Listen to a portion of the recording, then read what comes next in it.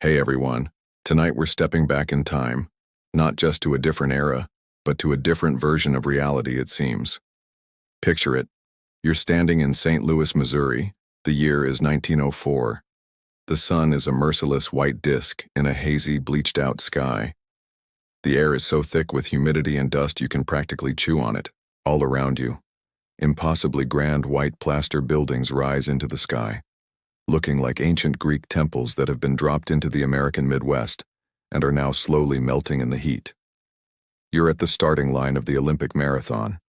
But this doesn't feel like a celebration of human athleticism. It feels like a poorly conceived science experiment. Frankly, with the conditions you're about to face, you probably wouldn't survive this. Just breathing the air for the next few hours will be an athletic achievement in itself. So, before you get comfortable, take a moment to like the video and subscribe. But only if you genuinely enjoy what I do here. I always love to see where you're all listening from, so feel free to drop your city and the local time in the comments below. Now, dim the lights, maybe turn on a fan for that soft background hum, and let's ease into tonight's journey together. The air you're breathing is heavy with the scent of roasted peanuts, coal smoke, and something that smells vaguely like overheated machinery. You are in the heart of the Louisiana Purchase Exposition, better known as the 1904 St. Louis World's Fair. And this thing is colossal.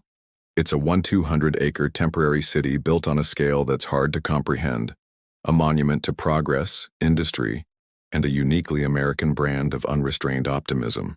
You're surrounded by enormous exhibition palaces, lagoons with gondolas and towering statues all made from staff, a mixture of plaster and fibrous material that gives the whole place the feel of a magnificent, but ultimately temporary dream. For the price of admission, you can see the latest automobiles, marvel at the brand new invention of the X-ray, or listen to the thunderous roar of the giant organ in the festival hall. And somewhere, buried amidst all this noise and spectacle, are the Olympic Games. This is a mainstream historical fact that is crucial to understanding the chaos that is about to unfold. The 1904 Games were the first to be held in North America, but they weren't the main event. They were the sideshow. The organizers of the World's Fair saw the Olympics as just another attraction to lure in the crowds, like the Filipino Village exhibit or the daily reenactment of the Boer War. The various competitions were spread out over 4.5 months, bleeding into the fair's own sprawling athletic carnival. There was no Olympic Village, no grand opening ceremony as we'd recognize it. Athletes from other countries struggled to even get here, and as a result, the participants in most events were overwhelmingly American. You're not at the center of the sporting universe. You're a piece of living entertainment for the fairgoers who might watch you for a few minutes before getting distracted by a stall selling ice cream cones, another recent invention captivating the masses. The entire atmosphere is one of bewildering novelty. This is a world teetering between the old and the new. You can see horse-drawn carriages sharing the dusty roads with sputtering primitive automobiles.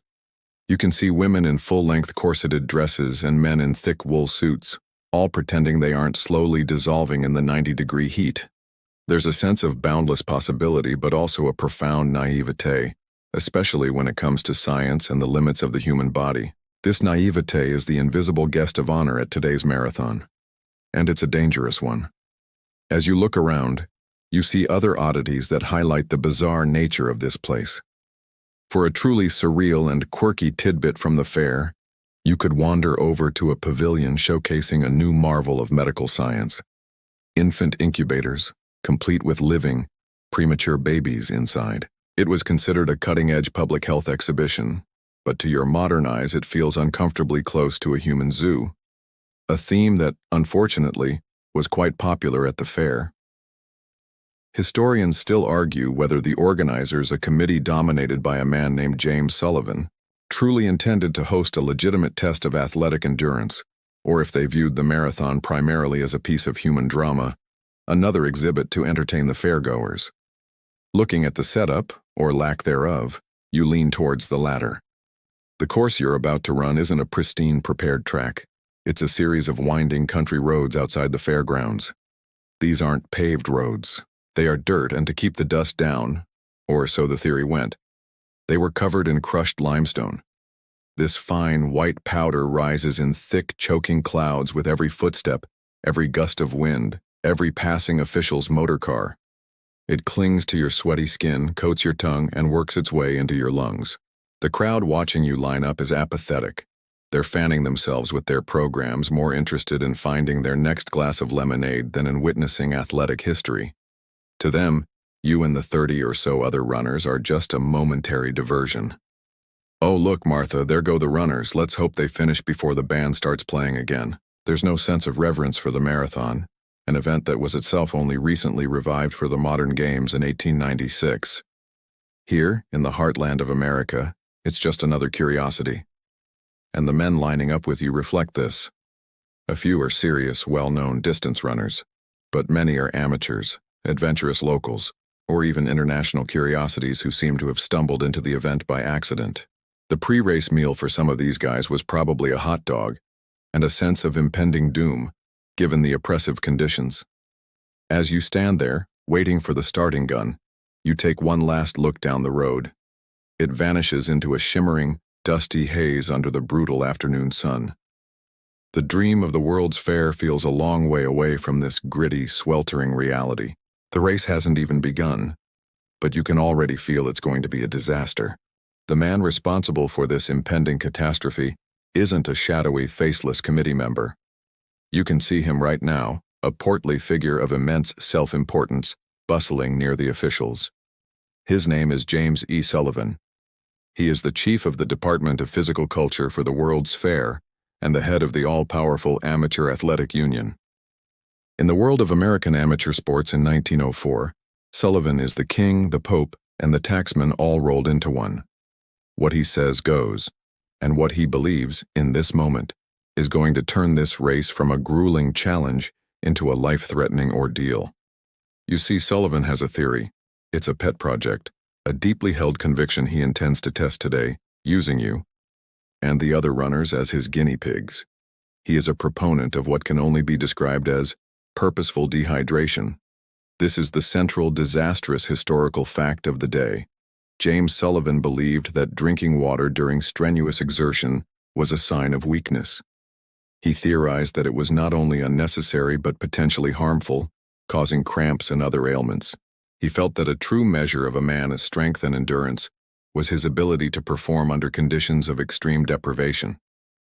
So he designed this Olympic marathon as a grand experiment.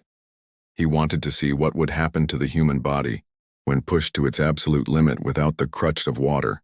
It was less of a hydration strategy and more of a, let's see who turns into a human raisin first competition. This single, horribly misguided idea is the invisible architect of all the suffering you're about to endure. It dictates every aspect of the race. There will be no friendly volunteers handing you cups of water every few miles. There will be no sponges soaked in cool water. There will be one, and only one, designated water source on the entire 24.85-mile course. A roadside well located around the 12-mile mark. This cruel philosophy wasn't just limited to hydration. Sullivan was a fierce gatekeeper of amateurism, a concept that in his hands became a tool of social and class control. As a quirky tidbit of his character, he held an almost puritanical belief that accepting any money for athletic pursuits corrupted a man's moral fiber.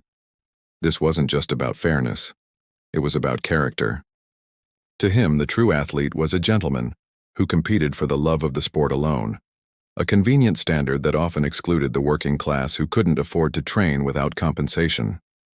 He would later be the man to demand that the legendary athlete Jim Thorpe be stripped of his 1912 Olympic medals for having earned a few dollars playing minor league baseball years earlier. That's the kind of man he is.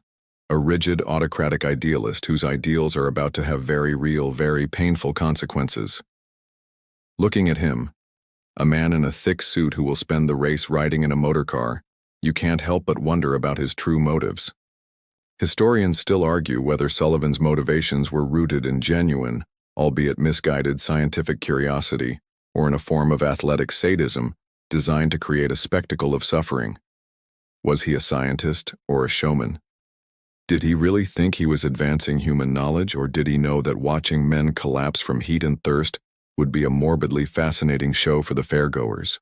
The line between the two seems terrifyingly blurry right now. His plan for observation is as chilling as the lack of water. Following you along the course will be a procession of automobiles, a new and exciting technology at the time. These cars will carry officials, doctors, and journalists. But they are not a support crew. They are observers. Their instructions are clear. Monitor the runners. Take notes on their physical deterioration, but do not intervene. Do not provide water. His safety plan was basically to have people nearby to take notes as you collapsed. Not to help, mind you, just to observe. Subject appears to be cramping. Fascinating. Now he's on the ground. Let's get a closer look at the tongue swelling. To add a thick layer of irony to this dusty ordeal, the cars themselves will be your primary antagonists. As they rumble along the unpaved roads, their primitive engines sputtering, their tires will churn the 6 inches of crushed limestone powder into a constant, blinding, suffocating fog that will hang in the windless, humid air. You realize the profound absurdity of the situation.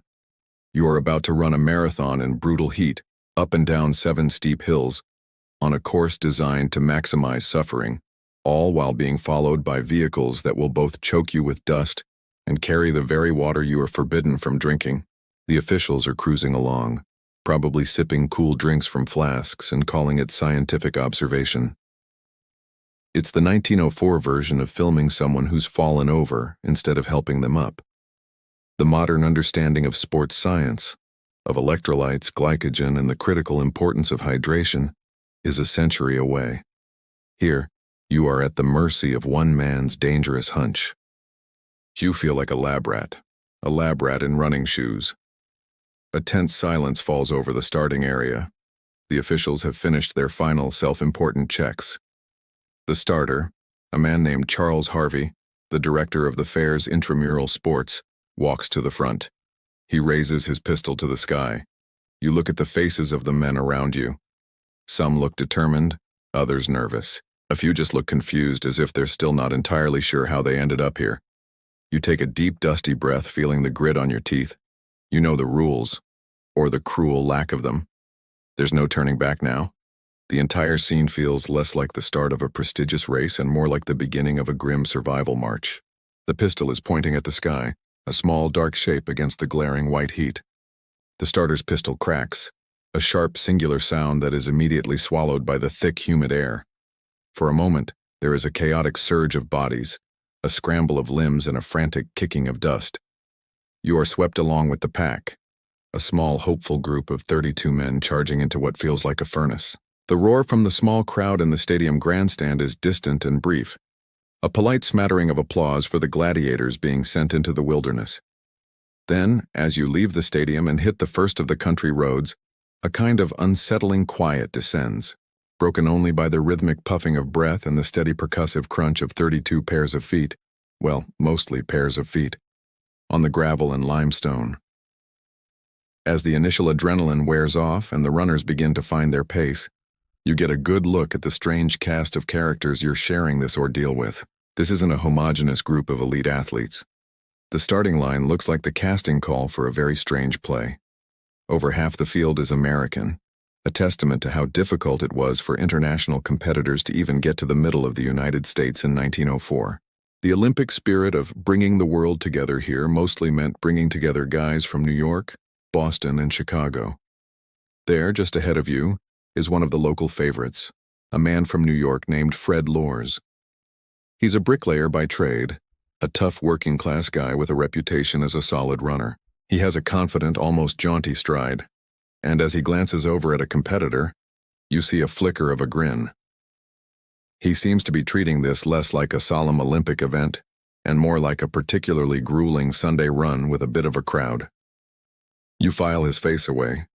He looks like a man who knows how to handle himself. A little further up, running with a focused, almost grim intensity, is Thomas Hicks. He was born in England but now represents the United States, hailing from Cambridge, Massachusetts. He's smaller than Lors, wiry and sinewy, with the classic distance runner's build. He's considered one of the real contenders today, a veteran of several Boston marathons. He runs with his eyes fixed on the road ahead, oblivious to everything else. You notice he has a 2-man crew following him in one of the officials' cars. They look even more intense than he does, clutching a bag and watching his every move like hawks. Their presence feels a little odd, a little too serious for the almost carnival-like atmosphere. Then you see a sight that makes you do a double take. It's the Cuban, Felix Carvajal, known as Azorian, the Walker. He is without a doubt the most fabulously unprepared person here. For a truly quirky tidbit, his backstory is the stuff of legend. A postman from Havana, he supposedly raised money to travel to the Olympics by running the entire length of Cuba. As a public spectacle, he made it to New Orleans with his funds intact, only to lose every last cent in an impromptu dice game. Undeterred, he hitchhiked and walked the rest of the way to St. Louis, arriving just moments before the race. He stands out not just for his story, but for his attire. He's wearing a long-sleeve shirt, a pair of heavy walking shoes, dark street trousers, and a jaunty beret. He looks less like an Olympian and more like a man who got lost on his way to a Parisian cafe. Just before the starting gun, another athlete, Martin Egan, took pity on him and hacked his trousers off at the knee with a pair of scissors. That was the extent of his race prep. And he's not the only curiosity. You also spot two men running near each other, both barefoot. These are Len Tanyan and John Mashiani, two men of the Tswana tribe from South Africa. This is a crucial historical fact. They weren't in St. Louis as athletes. They were part of the South African exhibit at the World's Fair, specifically a large-scale, twice-daily reenactment of battles from the recent Boer War. They were performers playing the role of messengers. Someone saw them running and decided, seemingly on a whim, to enter them into the marathon. Their presence here is complex.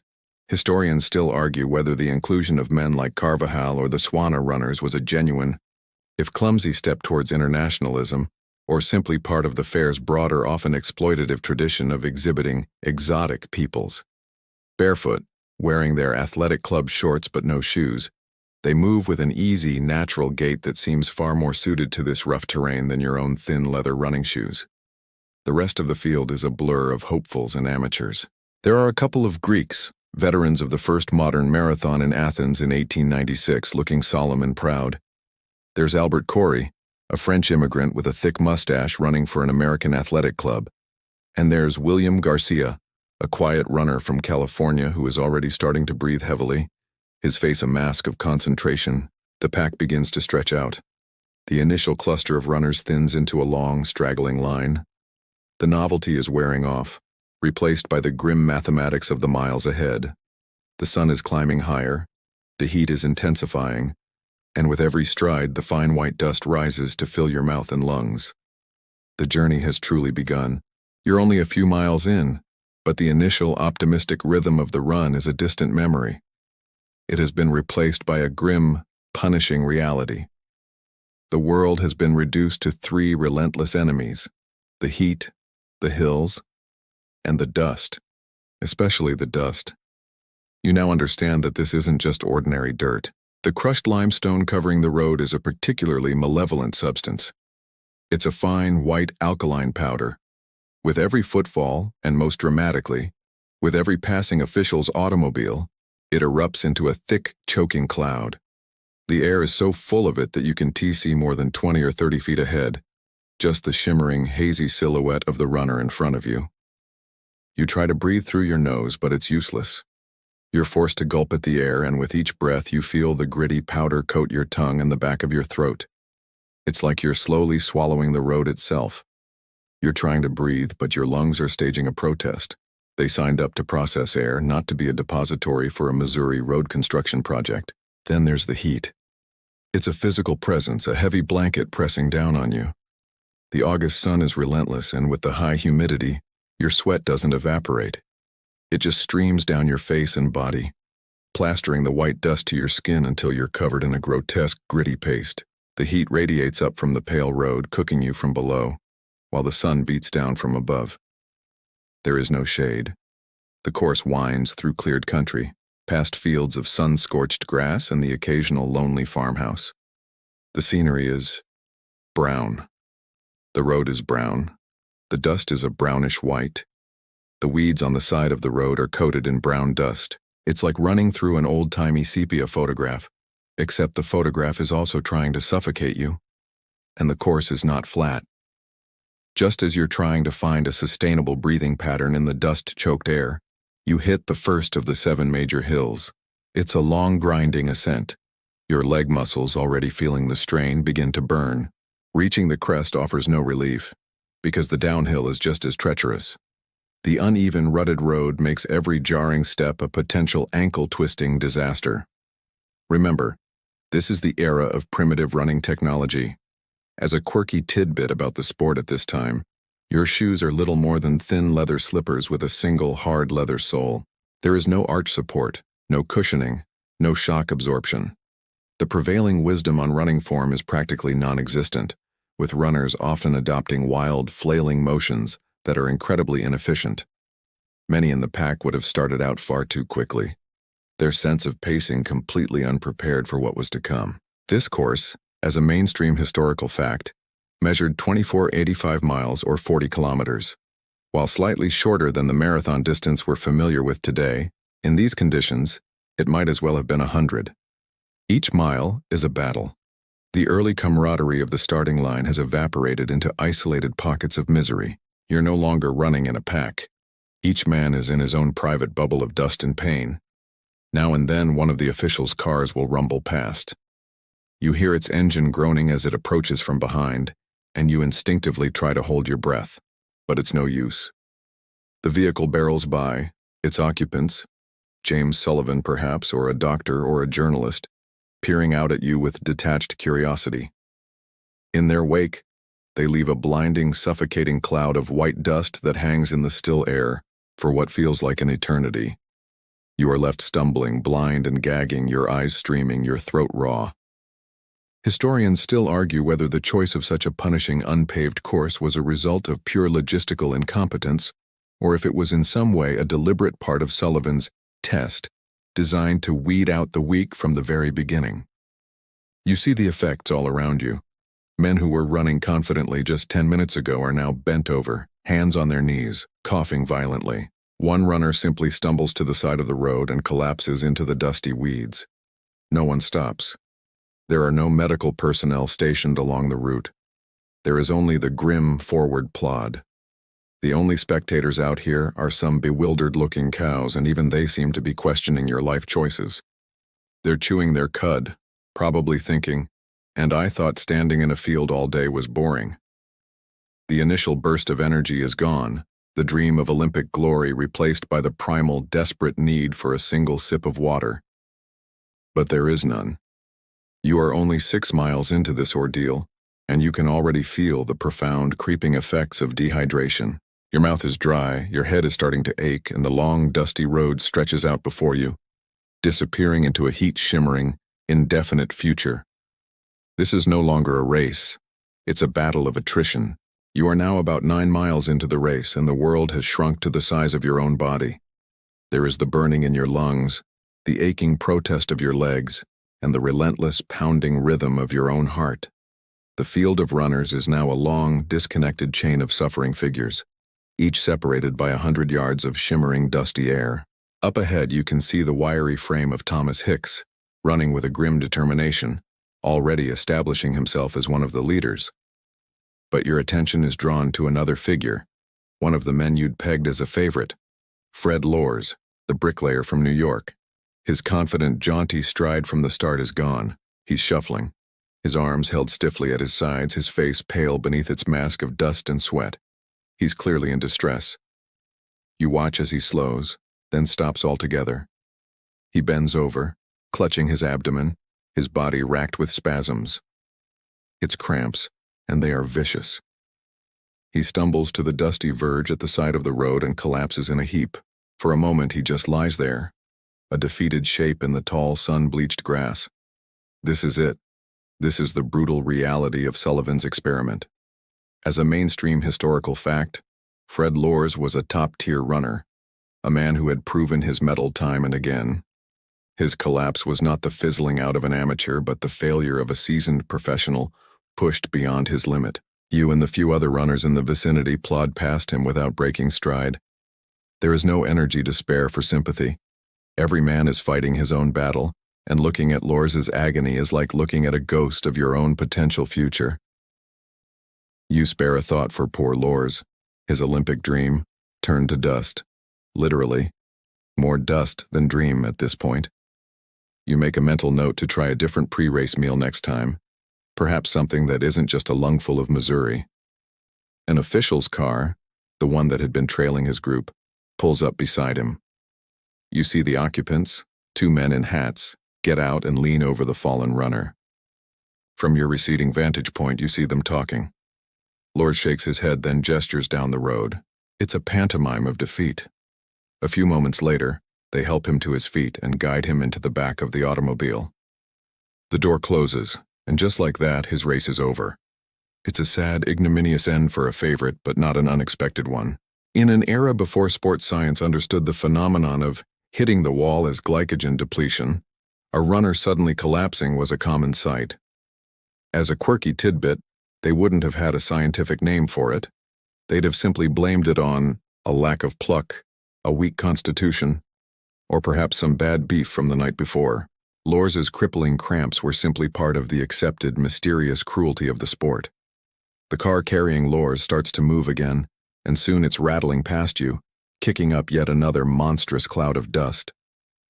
Lors is inside, slouched in his seat, his face a mask of disappointment. He gives a weak wave to you and the other runners as he passes. It feels like a gesture of commiseration, of shared suffering. You watch the car disappear down the road, heading back toward the stadium and the end of the race. The whole scene feels perfectly logical. What you don't know is that you've just witnessed the beginning of the day, as greatest deception. Historians still argue whether Fred Lors got into the car with the premeditated intent to cheat, or if the idea formed opportunistically, born out of the absurdity of the situation as he rode along, watching his fellow competitors suffer while he sat in relative comfort. At this moment, however, all you see is a fallen comrade. Watching him get a ride makes the thought of quitting incredibly appealing. The car looks a whole lot more comfortable than this endless, dusty treadmill. You wonder if they have any snacks in there. Probably not. Sullivan likely outlawed them as a form of performance-enhancing deliciousness.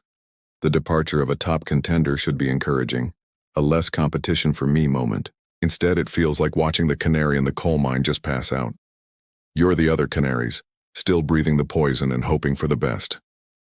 With Lors out of the picture, your focus shifts back to the immediate, torturous task at hand.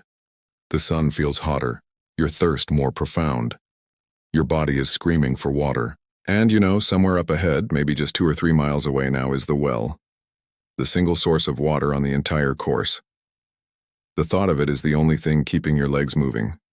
It's no longer just a well. It's a mythical oasis, a promise of salvation. You put your head down and trudge forward, pushing the image of Fred Lors from your mind and replacing it with the cool, clear, life-giving vision of water. The miles between 9 and 12 are a blur of pure, monotonous agony. The image of the well has become a desperate mantra, a focal point in a world that has otherwise dissolved into dust and pain. Your body is a symphony of screaming nerves. Your head pounds in time with your feet, a dull, throbbing drumbeat of dehydration. Your throat is so dry it feels like it's coated in sandpaper, and your vision has started to shimmer at the edges. You see other runners stumble and weave, their bodies shutting down. One man is on his hands and knees, retching up nothing but bile. Another is walking, his head lolling, looking more like a zombie than an athlete. The sun has reached its zenith, a searing white eye directly overhead, offering no respite, no shadows, nothing but a blanket of oppressive heat. And then, through the shimmering haze, you see it. It's not a grand station with cheering volunteers. There are no tables laden with cups. It's just a simple rustic farm well on the side of the dusty road, a stone cylinder with a wooden crank and a bucket on a rope. You finally get to the well, and it looks less like an official Olympic hydration station, and more like something from a nursery rhyme where a girl named Jill is about to take a tumble. There's no one there handing out organized refreshment. It's the first ever DIY marathon. This is it, the single solitary water source on the entire course. The scene is one of desperate, primal chaos. The handful of runners who arrived before you are clustered around the well, a frantic, shoving mass of dusty bodies. They are like shipwreck survivors who have just spotted a floating cask of fresh water. There is a single bucket. Men are fighting to lower it, crank it back up, and get their share before it's gone. You push your way in, your own desperation overriding any sense of sportsmanship. This is no longer about a race, it's about survival. This single well is the starkest evidence of James Sullivan's plan. It is a mainstream historical fact that this was the only water officially available to the competitors for the entire 40-kilometer race. The placement of the well itself seems a stroke of particular cruelty. It's situated just after one of the longest, steepest hills on the course on a stretch of road with absolutely no shade. The organizers forced the runners to their absolute physical limit before offering this tiny, inadequate droplet of relief.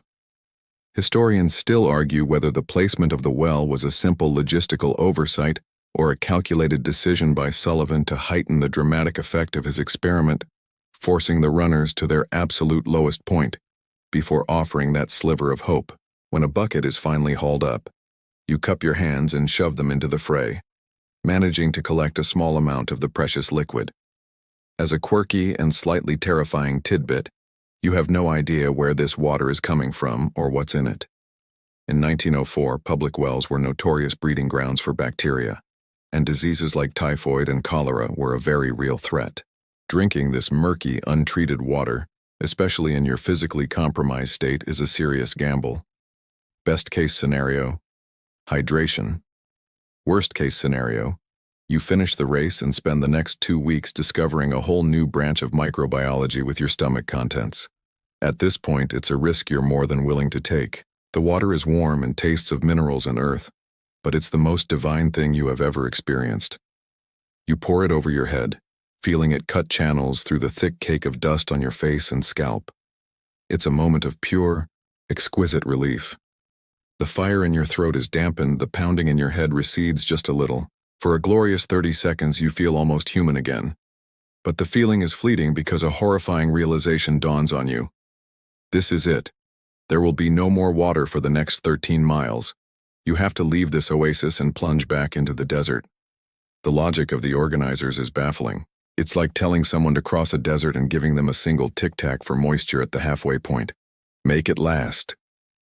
The psychological blow is almost as bad as the physical deprivation.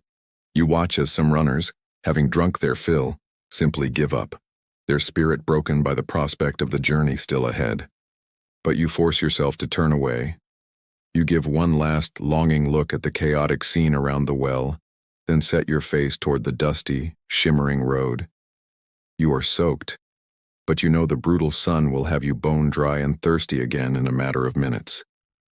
The second half of the race has begun, and with no more hope of water, it promises to be a descent into a whole new level of hell. Leaving the fleeting comfort of the well behind is a unique form of torture. The water you splashed on your face has already evaporated, leaving your skin feeling tight and stretched. The water you drank feels like a distant memory, a cruel trick played on your parched body.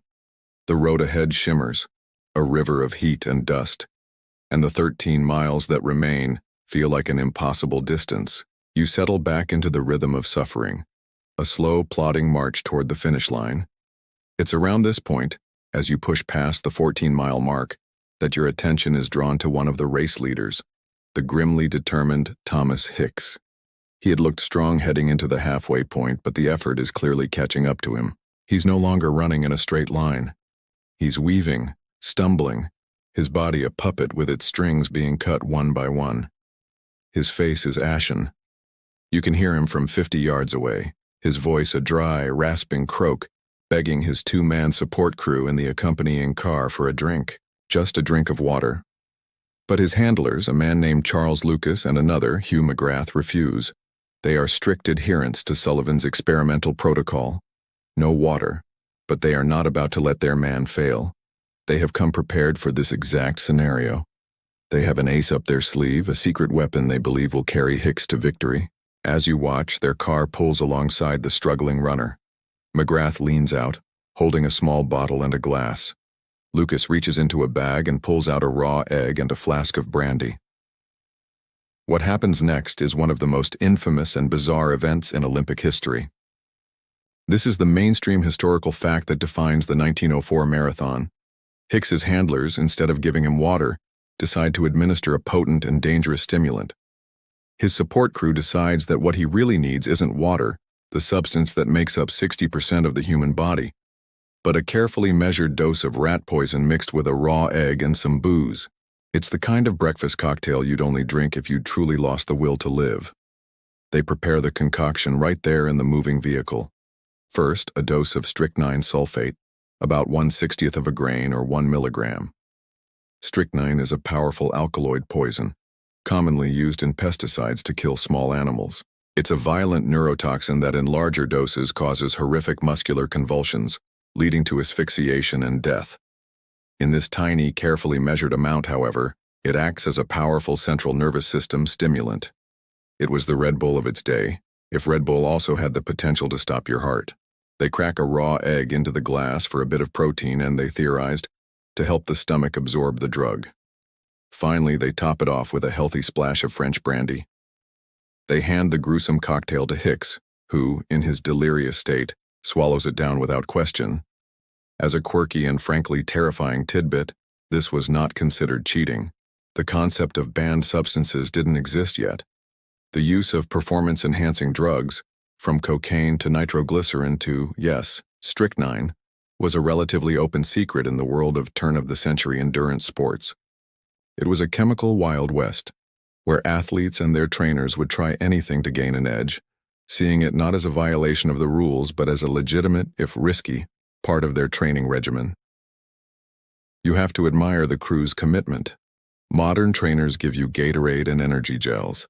Hicks's trainers give him something that could drop a medium-sized rodent. It's a different level of intensity. The effect is almost instantaneous.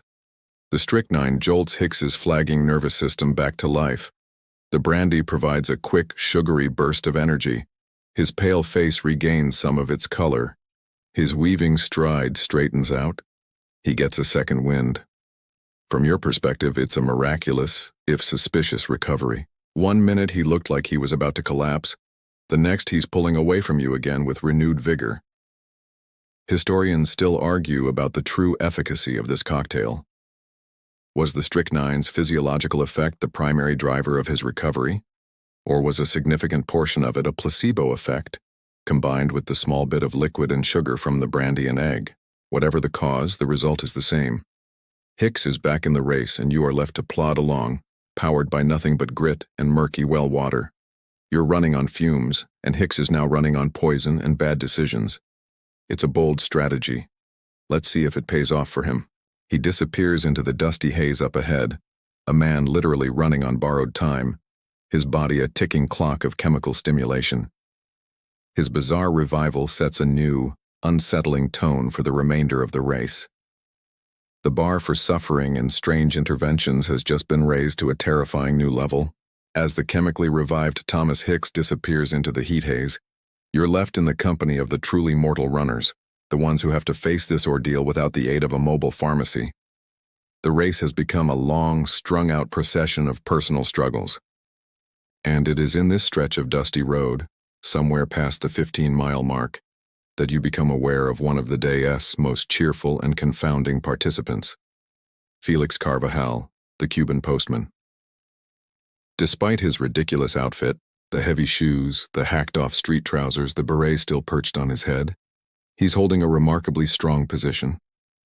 He's in the leading group, running with a light, easy stride that belies the brutal conditions. More than that, he seems to be having a good time. While everyone else is grimacing, lost in a world of pain, Carvajal is smiling, waving to the occasional farmer watching from a distant field.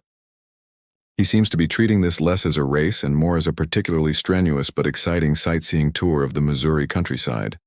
His natural endurance is astonishing, but his legendary unpreparedness is about to rear its head once more. Having hitchhiked and scrounged his way to St. Louis, Carvajal hasn't had a proper meal in what some accounts claim was nearly 2 days.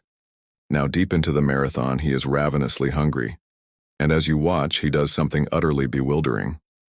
While Thomas Hicks is being served a 3-course meal of poison, brandy, and raw egg, Carvajal decides to go for a more organic option. He spots a grove of trees just off the road. It's an apple orchard. Without breaking stride, he simply veers off the official course, ducks under a fence, and jogs into the orchard in search of a mid-race snack. Apparently, the official race snack station is whatever you can find growing on a tree. This moment is a mainstream historical fact, and it perfectly captures the beautiful amateur absurdity of these early Olympics. You and the other runners who witness this just plod onward, too tired and bewildered to do anything but stare. A top contender has just paused the Olympic marathon for an impromptu picnic.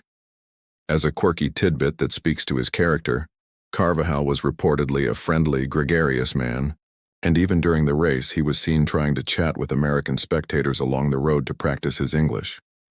The idea of stopping for a snack was likely as natural to him as stopping to say hello. He vanishes among the trees for a minute or two, then reappears jogging back toward the road with 2 apples clutched in his hands. He rejoins the course and, without slowing down, begins to devour them, core and all. But there's a problem. The apples from this roadside orchard are not the crisp, juicy, sweet fruit you might imagine. Historians still argue about the exact state of the apples Carvajal consumed. Were they merely unripe and green, leading to indigestion? Or were they genuinely rotten and fermented, essentially causing a form of food poisoning that would explain his subsequent collapse? Either way, they were a bad choice. For a few minutes, he seems pleased with himself, nourished by his scavenged meal. But then, a familiar and dreaded enemy appears. The stomach cramp. Carvajal's cheerful expression melts away, replaced by a look of greenish, wide-eyed alarm. His impromptu picnic seems to have backfired spectacularly. The look on his face suggests those apples were less an apple a day keeps the doctor away, and more an apple a day makes you wish you'd never been born. He slows his pace, clutching his stomach, his body contorting in agony. The poison apples have done what the heat and dust could not. They have stopped the seemingly indefatigable postman in his tracks. He stumbles off to the side of the road, the same way Fred Lors had done miles before, but for a very different reason. The cramps are debilitating. Overcome with pain and exhaustion, Carvajal finds a shady spot under one of the orchard trees and simply lies down. He curls up on the grass and within moments falls fast asleep. A leading contender in the Olympic marathon, knocked out by a bad apple, is now taking a nap. You've got runners dropping out from cramps, getting into cars, being fed poison, and now one is just taking a little siesta. At this point, if someone pulled out a fishing rod and started casting into a puddle, you wouldn't even be surprised. Carvajal's bizarre, food-induced coma leaves one less rival on the road, but adds another thick layer to the race's growing legend of absurdity. With the comical image of the sleeping postman fading behind you, the marathon settles back into its familiar, agonizing rhythm. You are in the deepest, most rural part of the course now. The landscape has become lonelier, the farmhouses fewer and farther between. The only sounds are your own ragged breathing and the crunch of your feet on the limestone. The sun, finally beginning its slow descent toward the horizon, has lost its brutal midday intensity, but the air remains thick and superheated, a convection oven of dust and humidity. You feel a strange, disoriented sense of isolation, as if you're the last man on a bleached, hostile planet. And it is in this quiet, desolate stretch that the race prepares to unleash its next surreal horror. It starts not as a sight but as a sound, a frantic, aggressive barking that cuts through the stillness. At first you think it's just a single farm dog chained up and announcing your passage, but the sound grows, multiplied. It's coming from ahead, and it sounds angry. As you round a bend in the road, you see them. It's a pack of stray dogs, emerging from a patch of scraggly woods bordering a field. They are not friendly-looking farm collies. They are lean, mangy, and wiry, a motley collection of shapes and sizes united by a visible and immediate hostility to your presence. You've been fighting dehydration, heat stroke, and a road surface with the consistency of powdered cement. You thought you'd faced all the challenges. You were wrong. The organizers forgot to mention the final boss of this level, a welcoming committee of very angry dogs. Apparently, they weren't briefed on the Olympic spirit. This encounter is a mainstream historical fact, a part of the marathon's descent into utter chaos. Several runners reported being confronted by aggressive dogs, but for some, it was more than a momentary scare. The dogs see you and the handful of other runners in your vicinity, and they charge. Their barking turns into a cacophony of snarls and growls. This is no longer a race of endurance. It's a desperate, panicked sprint. All thoughts of pacing and conserving energy vanish, replaced by the primal electric fear of being bitten. You find a reserve of adrenaline you didn't know you possessed, your legs pumping furiously as you try to outrun the lead dog, a rangy, black and tan menace with its teeth bared. In the early 20th century, this was a particularly terrifying threat.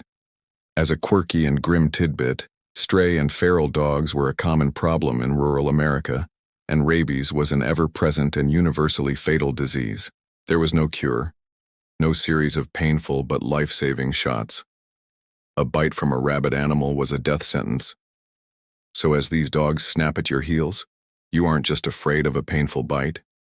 You are running from the specter of a horrifying, inevitable death. Historians still argue about the exact nature of these canines. Were they truly a pack of wild, feral dogs, or were they aggressive, territorial farm dogs unaccustomed to strangers? The runners' accounts vary, but the terror they inspired was universal. You see the man running just ahead of you, the barefoot South African, Len Tanyan, become the pack's primary target. They swarm around him, cutting off his path. He is forced to veer sharply off the road, running headlong into a dense, tall field of corn. The dogs pursue him, their barking swallowed by the rustling stalks. He simply vanishes from the race. He's gone. You, meanwhile, manage to stay on the road, dodging and weaving as one of the dogs makes a lunge for your leg. You kick out and it yelps, backing off just enough for you to gain a precious few feet of separation. After what feels like an eternity, but is probably only a minute or two of sheer terror, you pass the invisible line of their territory. The barking recedes behind you and you are alone on the road again. Your heart is hammering against your ribs, a frantic rhythm of adrenaline and fear. Your lungs burn, not just from the dust but from the desperate anaerobic sprint. After outsprinting a pack of dogs that looked like they hadn't eaten since the Louisiana Purchase, the simple act of running a marathon seems almost relaxing. It adds a certain motivation. Your pace for that mile was probably a personal best. You look back and see one of the other runners still dealing with a particularly stubborn terrier. You don't know the protocol for this. Is being eaten by a dog an official reason for a did not finish? You suspect James Sullivan would probably just classify it as an unfortunate external variable and take detailed notes. The immediate danger is past, but the encounter leaves you shaken. The course is not just an inanimate, difficult thing. It's actively hostile. It has thrown everything at you: heat, hills, dust, thirst, and now, teeth. The simple goal of finishing seems more remote and more triumphant than ever before.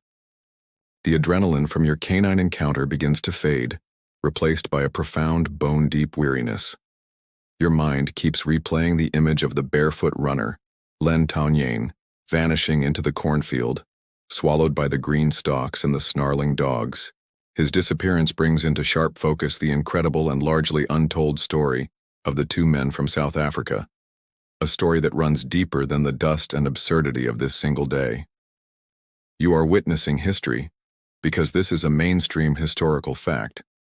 Len Tanyan and his fellow countryman, John Mashiani, are the first black African athletes to ever compete in the Olympic Games. Their journey to this dusty Missouri road is a strange and complicated one. They were not part of an official South African Olympic delegation. They were already here, in St. Louis, as performers. They were two of the hundreds of cast members in the World's Fair's most popular spectacle, the twice-daily full-scale reenactment of famous battles from the Anglo-Boer War. This exhibit was a massive theatrical production, complete with real veterans, cavalry charges, and pyrotechnics, all designed to entertain the fair-going crowds. Tanyan and Mashiani, two men of the Tswana nation, were there to play the part of native dispatch runners. Someone, perhaps a promoter for the exhibit, saw their natural running ability and decided, on a whim, to enter them into the marathon. And so they find themselves here, running barefoot. For them, it was likely the most natural way to run, but on this course of crushed, sharp-edged limestone, it's an unbelievable feat of endurance. Running a marathon barefoot is impressive enough. Running a marathon barefoot on this specific surface is next-level tough. My feet hurt just thinking about it.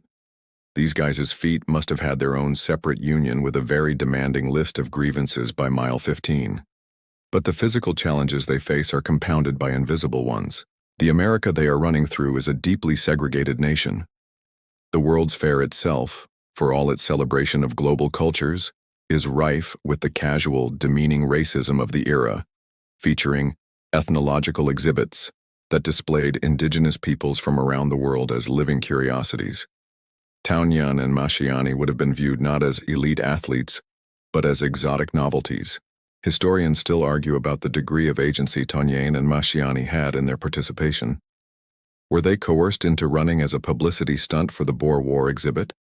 Or did they genuinely see it as an opportunity to compete and showcase their abilities on a world stage? The truth is likely a complex mixture of both, adding a profound layer of irony, especially for one of them. This was not just a performance. As a quirky and poignant tidbit, Len Taunyan wasn't just playing the part of a wartime messenger. He was a veteran of the actual South African War, where he had served as a real dispatch runner. He had lived through the conflict he was now reenacting for American entertainment. The trauma and reality of war was being repackaged as a thrilling show, and he was at the center of it. And now, on top of all that, he has been chased by a pack of wild dogs, deep into a cornfield, nearly a mile off the official course. You can't even imagine the terror and disorientation. Most runners would have given up, lost and afraid. Most runners are worried about getting a blister. Taunyan is worried about getting chased through a cornfield by a pack of wild dogs. It really puts your own problems into perspective. Suddenly that little chafing issue doesn't seem so bad. Just as you've written him off as another victim of the course, you see a flicker of movement to your left. A figure emerges from the edge of the cornfield, covered in dust and scratches, but moving with a determined stride. It's him. It's Taunyan. He finds his way back onto the road, shakes his head as if to clear it, and simply resumes running. The resilience is breathtaking.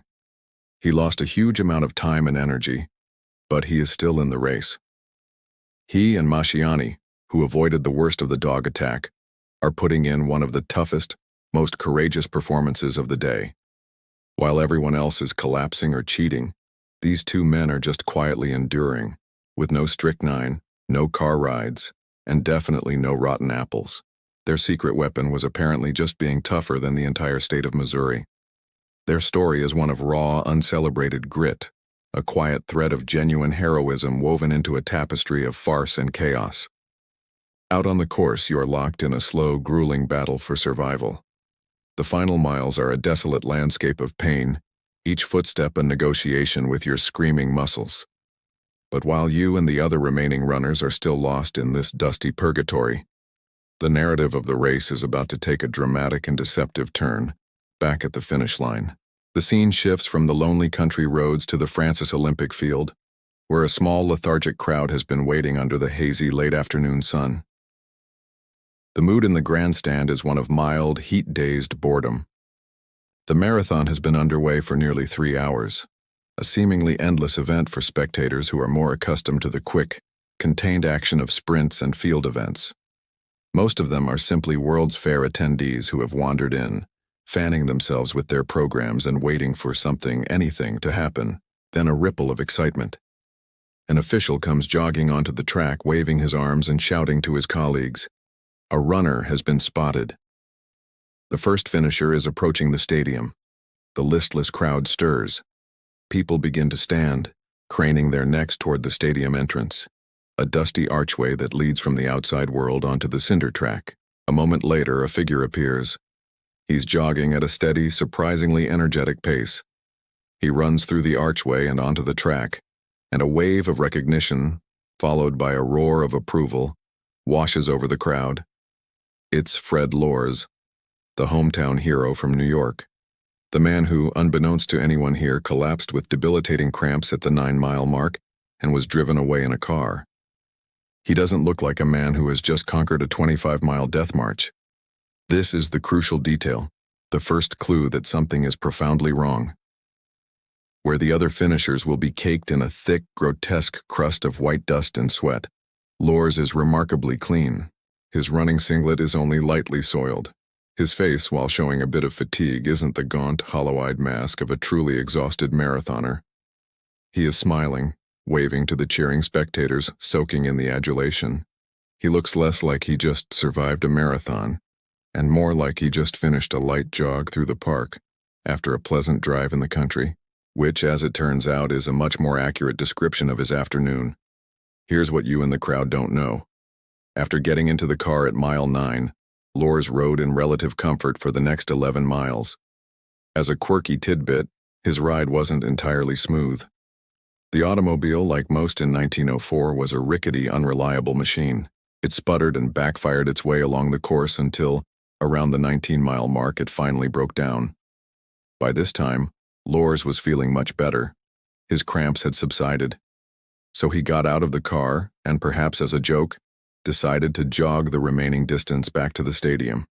He waved cheerfully at the officials and the few remaining runners he passed, including Thomas Hicks. They all assumed he was simply a good sport, jogging in after having officially withdrawn. No one suspected a thing. But now, as he enters the stadium to a hero's welcome, the joke takes on a life of its own. This is the mainstream historical fact that kicks off the scandal.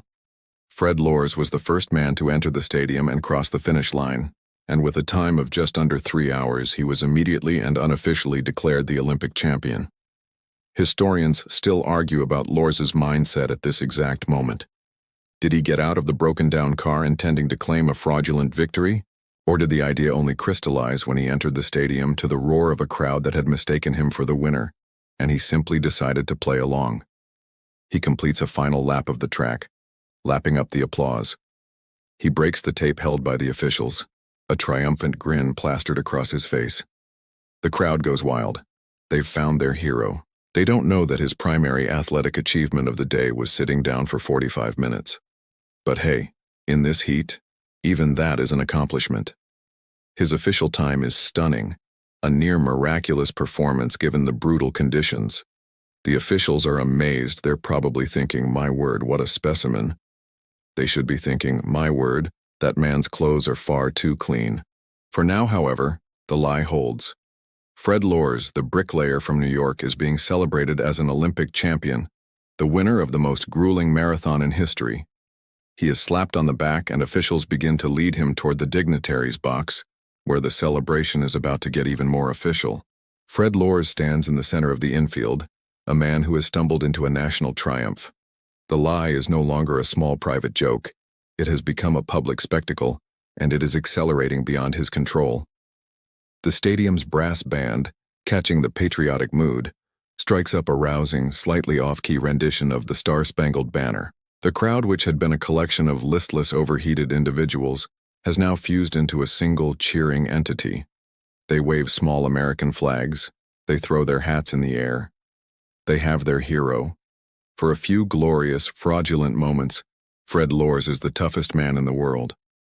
Officials are swarming him, shaking his hand with a firm, congratulatory grip. James Sullivan himself is there, his face beaming with pride. Perhaps his cruel experiment had a point after all. It had produced a champion of unimaginable fortitude. Lors is now being guided, almost carried by this wave of adulation toward the dignitaries' box, a shaded platform where the fair's most important guests are seated. And today, there is a very important guest indeed. Sitting there, looking cool and elegant amidst the sweltering officials, is Alice Roosevelt, the eldest daughter of the President of the United States, Theodore Roosevelt. Her presence here is a major coup for the Games and a key historical fact of the day. Alice isn't just any political daughter. She is a national celebrity, a bona fide superstar of the era. She is the Princess Diana or Taylor Swift of her time, a magnetic, rebellious, and endlessly fascinating public figure. The whole country is captivated by her. As a quirky and telling tidbit about her character, Alice was a notorious firecracker who defied every convention of the time. She smoked in public, placed bets with bookies, carried a pet garter snake named Emily Spinach in her purse to social events, and was once banned from the White House, for a second time, by her own father for burying a voodoo doll of the new First Lady in the garden. Her famous motto was, If you can't say something good about someone, sit right here by me. This is the woman who is about to crown the Olympic champion. The impending collision of her celebrity with Lore's ass fraud elevates the moment from a mere sporting scandal to the stuff of national legend. Lore's is presented before her. He's flushed. Whether from his 5-mile jog or the sheer audacity of his own deception, it's hard to say. He bows his head slightly. A beautiful, traditional laurel wreath is brought forward on a velvet cushion. Photographers shove their way to the front, their bulky cameras held at the ready. The magnesium flash powder in their open pans waiting to create a brilliant, smoky burst of light. Alice Roosevelt, the vibrant embodiment of American youth and power, smiles graciously. She takes the wreath in her hands.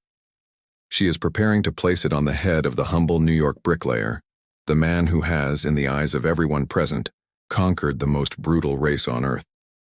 This is it, the absolute zenith of the lie. Lore's is about to be crowned the winner by the president's daughter. This is the ultimate fake-it-till-you-make-it moment. He's gone from a cramped-up quitter to an American hero in the space of an 11-mile car ride. It's the most successful Uber trip of all time. Historians still argue about the internal monologue of the officials at this moment. Did any of them suspect something was amiss given Lore's suspiciously fresh appearance?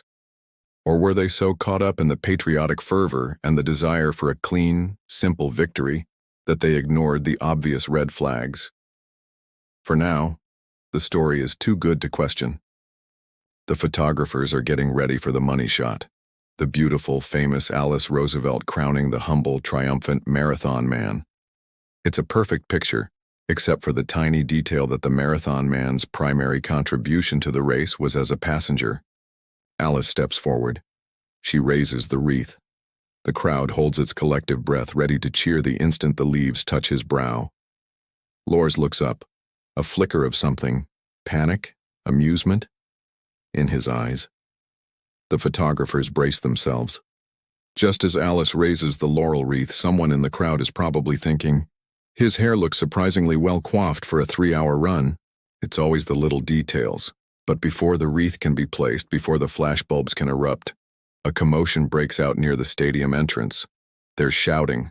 A man in an official's blazer is running, stumbling across the track toward the dignitary's box. He is waving his arms, his face red with urgency.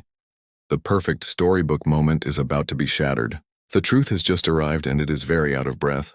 The official, a man named Charles Carpenter who was in the car that followed the leaders, stumbles to a halt before the dignitary's box.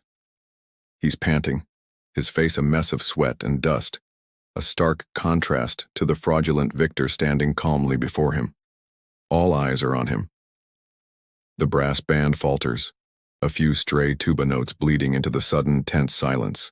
Alice Roosevelt lowers the laurel wreath, her smile replaced by a look of intrigued curiosity. The official points a trembling finger at Fred Lore's and shouts, his voice cracking with exertion and indignation. This man is an imposter. He did not run the race. For a moment, nobody reacts. The statement is so outrageous, so contrary to the heroic narrative that had just been constructed, that it doesn't quite compute. It's like someone shouting that the sky is green. There are confused murmurs, a few nervous laughs. An imposter? But he's right there. He just won. But the official is insistent, and he hasn't come alone. Others are now arriving, confirming his story. The men who were in the car with Lore's are there. They saw him get in at mile 9. They saw him ride for 11 miles before their car broke down.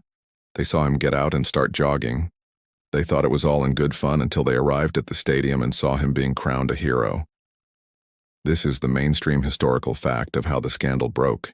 It wasn't a lengthy investigation. It was an immediate, passionate protest from eyewitnesses who saw the fraud unfold in real time. The accusation hangs in the thick, humid air, and the mood in the stadium begins to curdle.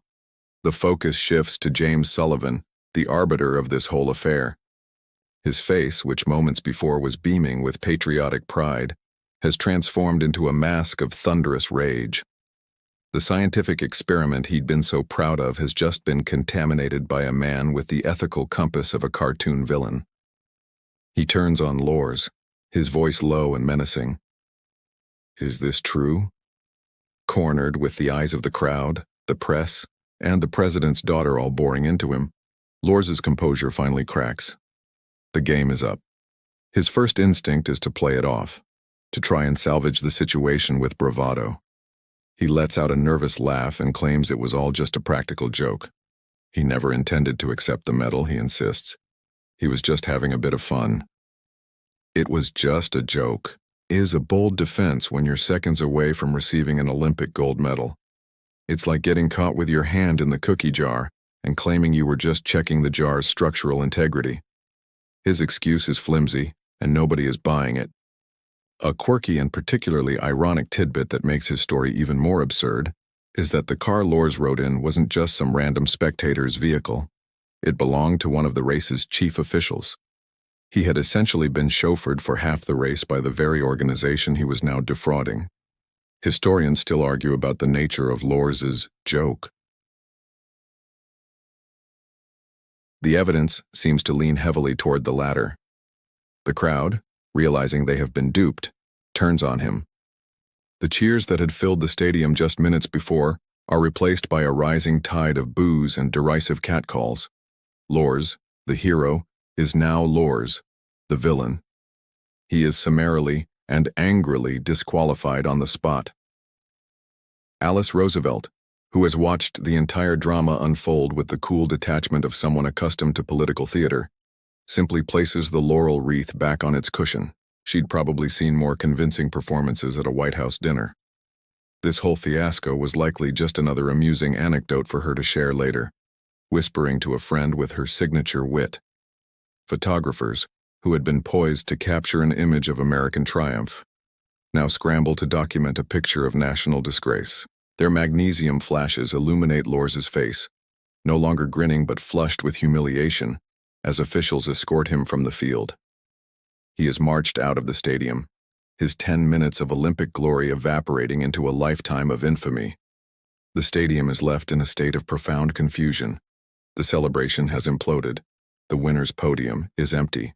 The race, which everyone thought was over, is in fact still going on. Out on those dusty roads, men are still suffering, still fighting toward a finish line that is now, once again, unclaimed. The officials are in a frantic, embarrassed huddle. The crowd is buzzing with gossip. The stage has been cleared of its counterfeit king, and now everyone waits, wondering who, if anyone, will be the real winner of this disastrous marathon. The chaos inside Francis Field following Lors's unmasking is a frantic, headless scramble. Officials are shouting at each other. The crowd is a confused buzz of gossip and speculation, and the winner's podium stands empty and awkward. The whole grand event has collapsed into a farcical shambles. All anyone can do is stare at the dusty archway, waiting for the next chapter of this bizarre story to emerge from the hazy Missouri heat. And out on the course, that next chapter is a grim and agonizing one. The focus of the race and of history now shifts entirely to Thomas Hicks. The single dose of strychnine that had revived him miles ago has long since worn off, and the crash is horrifying. He is in a state of complete and utter collapse. With about 2 miles left to go, his body has given up. He is begging his handlers, Charles Lucas and Hugh McGrath, to let him stop, to just lie down on the side of the road and let it all end. His skin is a ghostly, chalky white. He is no longer sweating. His body has run out of fluid. He can barely lift his feet, but his handlers will not hear of it. They know Lors has already finished. They don't know he's a fraud yet, but they believe Hicks can still take second place. Victory, or at least a medal, is within their grasp, and they are not about to let their runner's failing body get in the way. So they decide to double down. They administer a second dose of strychnine, another 1/60th of a grain, washed down with more brandy and, for good measure, 2 more raw eggs. This is the mainstream historical fact that pushes Hicks's story from one of questionable sportsmanship to one of genuine medical horror. They try to refresh him by giving him a sponge bath, but as a quirky and frankly idiotic tidbit, they use warm water siphoned from the radiator of their sputtering chase car. In the suffocating 90-degree heat, a warm bath does nothing to cool his core temperature. It only adds another layer of misery to his ordeal. This second dose of poison and booze doesn't revive him like the first. It pushes his system past the breaking point. He becomes a puppet animated by a toxic jolt. He starts hallucinating. The road ahead seems to stretch and buckle. He begins running with a strange, stiff-legged gait, as if his knees can no longer bend. He is no longer a conscious competitor. He is a piece of human machinery being driven by his handlers, a man whose will has been entirely subordinated to their ambition. Historians still argue whether the actions of Hicks's handlers constituted supportive coaching, by the standards of the day, or a form of abuse. Pushing a man far beyond safe physical limits for the sake of victory. Watching his condition, you'd have to lean heavily toward abuse. It is this spectral figure that finally appears in the stadium archway. Hicks stumbles onto the track, and a hush falls over the crowd. He looks less like a triumphant athlete and more like the star of a public service announcement about the dangers of running in Missouri. He's the color of a dusty sheet and seems to be operating on a different plane of reality. He takes a few shambling steps onto the track, and then his legs give out completely. He collapses. This is the moment his handlers have been waiting for. They rush to his side. They know he has to cross the finish line under his own power, at least nominally, so they grab him, one on each arm, and hoist him to his feet. What follows is one of the most grotesque victory laps in sports history. Hicks is not running. He is being carried. His handlers support his full weight, dragging him forward. His feet shuffle uselessly beneath him, scraping along the cinder track. He is conscious, but only barely. It's a victory, technically. It also looks a lot like two men helping their incredibly sick friend flee the scene of an accident. They haul the barely living body of Thomas Hicks the final 100 yards. The crowd watches in a mixture of horror and stunned silence. This isn't the heroic, chest-thumping victory they were cheering for just 20 minutes ago. This is a macabre spectacle of human suffering. By today's rules, being carried across the line by your friends would get you an instant disqualification. In 1904, it got you an Olympic gold medal. It was a different time, when assisting a runner could apparently include serving as their temporary legs. His two handlers, with a final grunting effort, drag his limp body across the finish line. He is the winner. His official time is 3 hours, 28 minutes, and 53 seconds, the slowest marathon winning time in Olympic history. But he has won. And as his body slumps to the ground, a champion in name only, the real race for his life is just beginning. The moment Thomas Hicks's limp body is dragged over the finish line, the race ends, but a frantic new struggle begins, the fight for his life. He is declared the winner, but he is in no condition to celebrate, or even to be conscious. He lies on the cinder track, a heap of dusty limbs completely unresponsive. The hesitant, confused cheers from the crowd die out as it becomes terrifyingly clear that this is not a moment of triumph, but a medical emergency unfolding in real time. A team of doctors, the very same men who had been passively observing the runner's deterioration for James Sullivan's experiment, now rush onto the field. The irony is thick enough to taste. For 3 hours they were scientists taking notes on the effects of purposeful dehydration.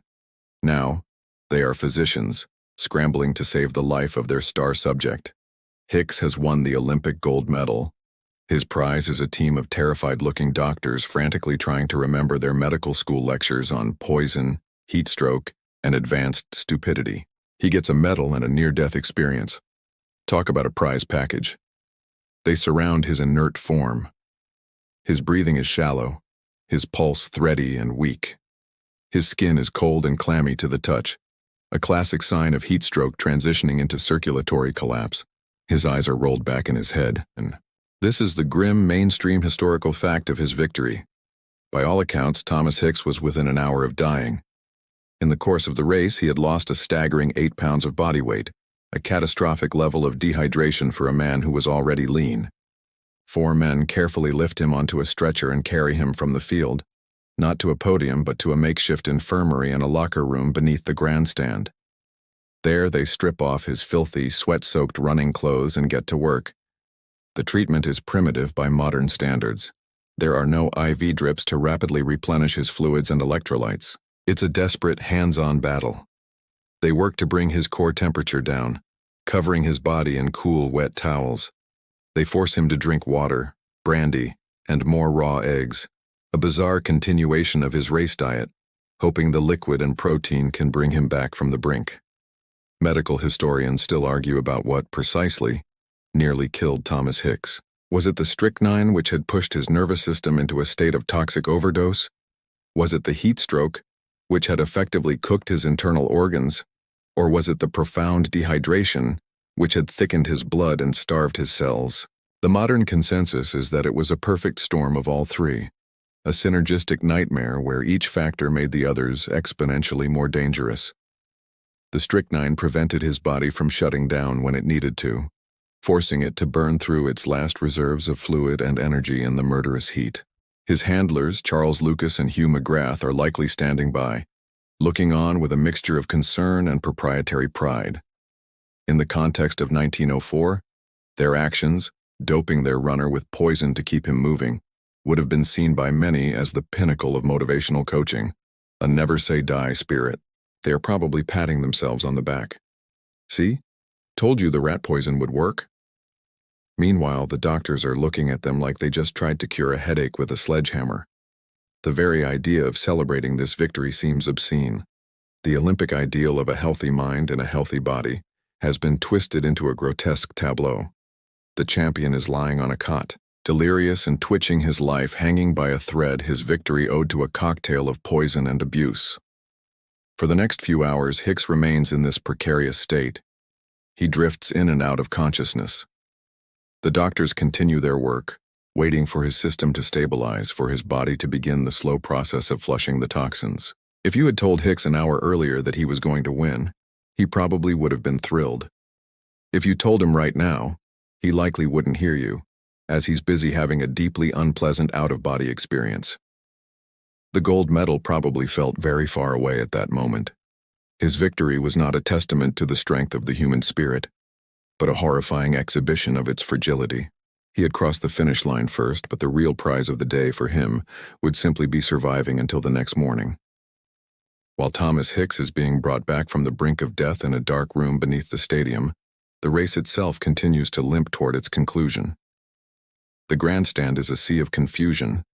They have witnessed a cheater exposed and a winner who looked more like a casualty of war. There is a strange anticlimactic lull, and into this void of chaos and exhaustion, another runner finally appears in the stadium archway. His name is Albert Corey, and his story is remarkable precisely because it is so unremarkable. Corey, a French immigrant representing the Chicago Athletic Association, jogs onto the track. He is a picture of utter, legitimate exhaustion. His face is gaunt, smeared with a mixture of dust and sweat. His uniform is stained and filthy. He is breathing in great ragged gasps, but he is upright. He is moving under his own power. He crosses the finish line, some 20 minutes after Hicks, and simply bends over, hands on his knees, trying to catch his breath. In any other race, he would be a forgotten runner-up. In this race, his simple, honest finish makes him a paragon of sanity. His performance serves as a crucial baseline, a measure of what a human being could actually endure under these conditions without cheating, napping, or being propelled by poison. Albert Corey crosses the line looking merely half dead, which by the standards of the day makes him the picture of vibrant health.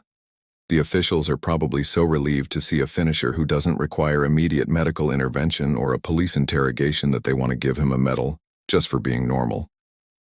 This is the mainstream historical fact of his race. Albert Corey finished second, earning the silver medal, in a display of pure, unadulterated grit. Corey's race strategy was revolutionary for this particular marathon. He just ran. No cars, no naps, no strychnine cocktails. He didn't even have a dramatic, life-threatening encounter with a pack of dogs. It's a shockingly simple approach that seemed to have eluded nearly everyone else. You have to wonder if the other competitors saw him and thought, wait, we were allowed to just run the whole time? His quiet, dignified finish is a testament to the original spirit of the marathon, a spirit that had been thoroughly trampled by the day's bizarre events. As a quirky tidbit adding another layer of 1904 confusion, Corey's national identity has been a point of contention for over a century. Though he was a French citizen, he competed for his American athletic club, so the United States initially claimed his medal. Olympic historians still argue about Albert Corey's national affiliation. Was he an American competitor by virtue of his club, or a French athlete competing abroad? This ambiguity reflects the disorganized, national team fluid nature of the early Olympic Games. After Corey, the other finishers begin to trickle in, each a survivor with their own story of suffering. Arthur Newton of the United States arrives about 10 minutes later to claim third place. Then come the others, a slow, sad parade of the walking wounded.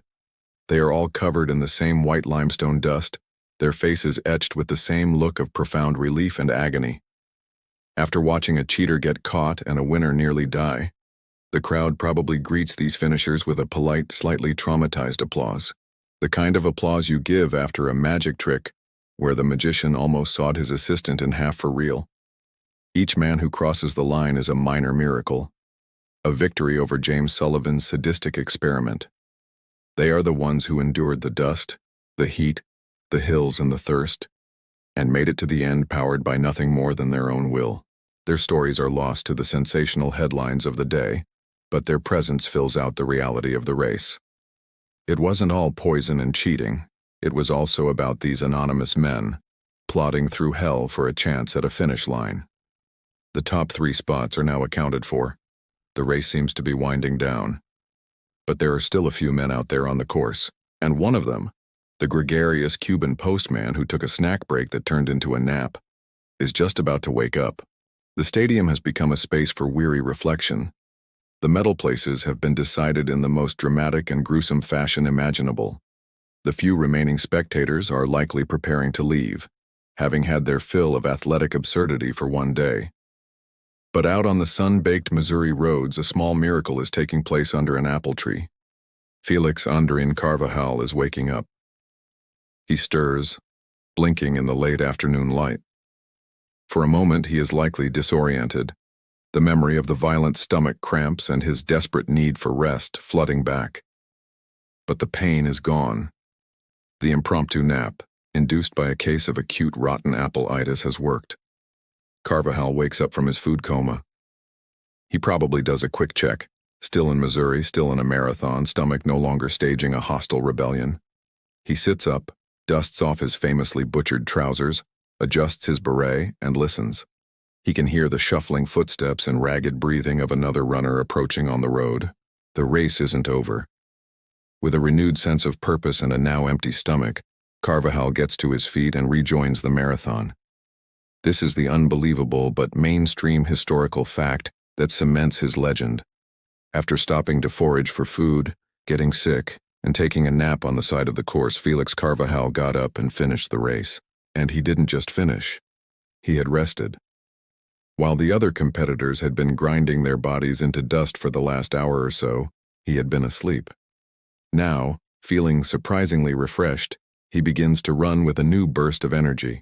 He overtakes the runner who had just passed him. Then another. He is once again the fleet-footed postman, making his rounds with a cheerful determination. His entire Olympic journey was a masterpiece of improvisation. The quirky tidbit that he may have gone 40 hours without food before the race, while likely an exaggeration, speaks to the chaotic reality of his arrival. He had no coach, no support team, no strategy other than to just keep moving forward. His mid-race nap wasn't a tactic. It was a necessity, just another obstacle to be overcome in his freewheeling adventure. Historians still argue about the exact duration of Carvajal's nap. Was it a brief, 10-minute rest, or a longer hour-plus sleep? The varying accounts make it difficult to pin down, but either way, the act of stopping to sleep in the middle of an Olympic marathon remains a singular event in the annals of the Games. Back in the stadium, the crowd is stunned to see another runner emerge from the archway. It is the funny little man in the beret they had seen near the front of the pack hours ago. He jogs onto the track looking not shattered and grim like the others, but remarkably spry. He's smiling, waving his beret to the small remaining crowd. After the disgrace of Lours and the horror of Hicks, Carvajal is a breath of fresh, comical air. He is the lovable eccentric, the embodiment of a purely amateur spirit, and the crowd responds to him with a warmth and affection they hadn't shown anyone else. He crosses the finish line with a triumphant flourish. He has finished in 4th place. 4th. The man who showed up in street clothes, took a detour to eat poison apples, and then took a nap, still beat 28 other competitors, including more than a dozen seasoned American marathoners. It's either a testament to his incredible natural athletic ability or a damning indictment of the other 28 people. Imagine telling the 5th-place finisher that he was beaten by a guy who slept for an hour in an orchard. That's a story you don't tell your grandkids. Grandpa, how did you lose the Olympic medal? Well, kids, your grandpa got outnapped. Carvajal's finish is a moment of pure, unadulterated joy in a day otherwise defined by misery and scandal. He becomes an instant folk hero, his story a welcome, light-hearted chapter in the grim history of the 1904 Olympic marathon. As the warm, genuine applause for the charismatic Cuban postman fades, a quiet settles over the stadium once more. The day is drawing to a close, and the marathon, which has provided an afternoon's worth of drama, scandal, and sheer bewilderment, is nearly over. But there are still a few heroic figures out on the course. A short while after Carvajal's triumphant arrival, another runner appears in the archway. He is barefoot. It is John Masciani, one of the 2 Tswana runners from South Africa. He enters the stadium not with a flourish, but with a quiet, dogged determination. He is caked in the same white dust as everyone else, his face a mask of exhaustion. But he runs with a steady, if pained, rhythm. He completes his final lap, crosses the finish line, and comes to a halt, a solitary figure of immense dignity.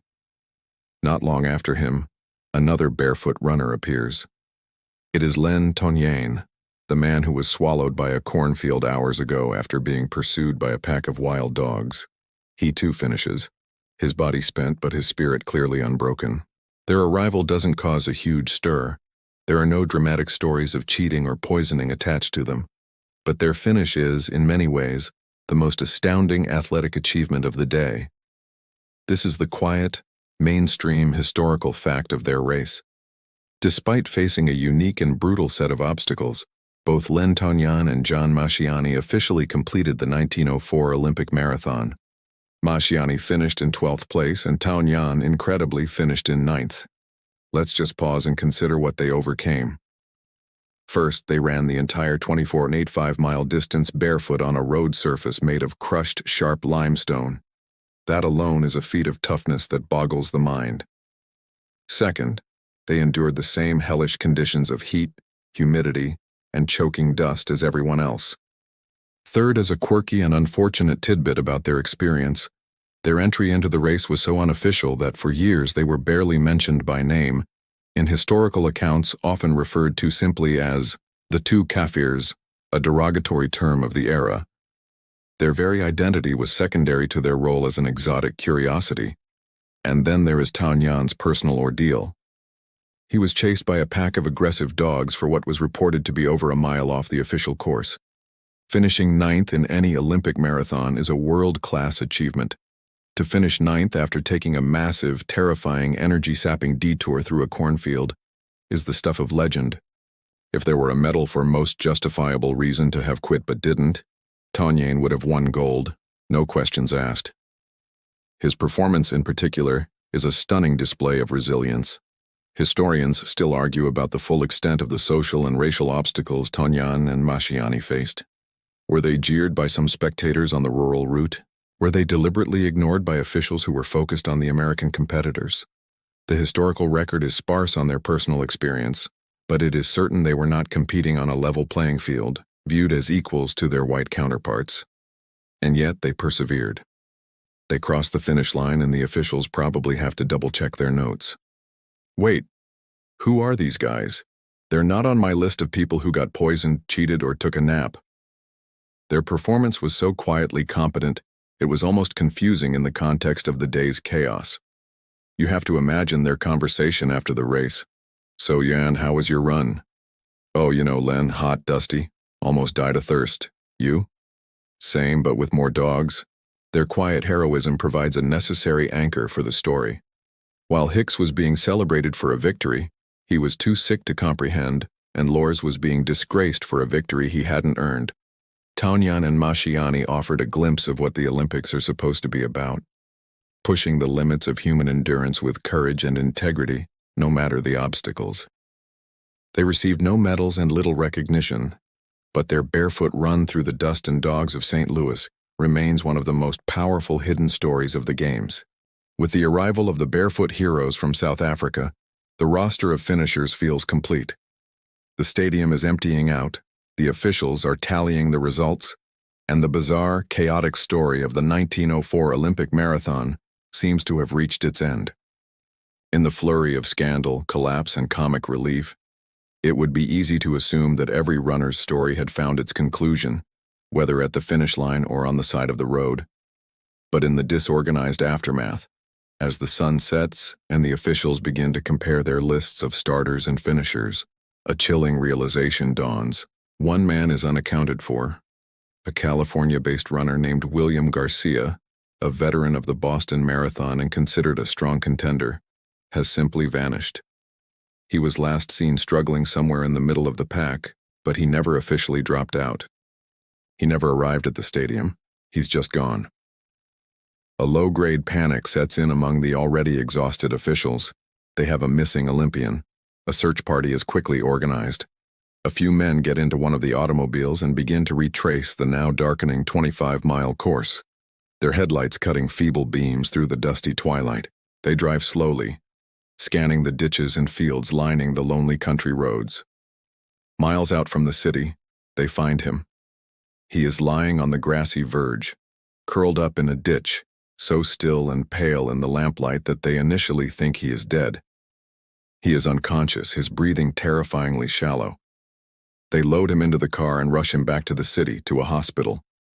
There, the doctors make a horrifying discovery that reveals the true insidious nature of the day's signature torment: the dust. This is the grim, mainstream historical fact of William Garcia's race. The limestone dust, which every runner had been breathing for hours, had formed a thick caustic paste that coated his entire respiratory tract. It had, in the vivid language of the contemporary medical report, essentially scoured the lining from his esophagus and stomach, causing severe and massive internal hemorrhaging.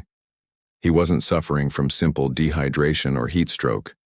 He was bleeding to death from the inside, his organs torn apart by the very road he was running on. It turns out the biggest danger of the marathon wasn't dehydration or wild dogs, it was the road itself. The course had a higher mineral content than a bottle of fancy spring water, but with significantly more dire side effects.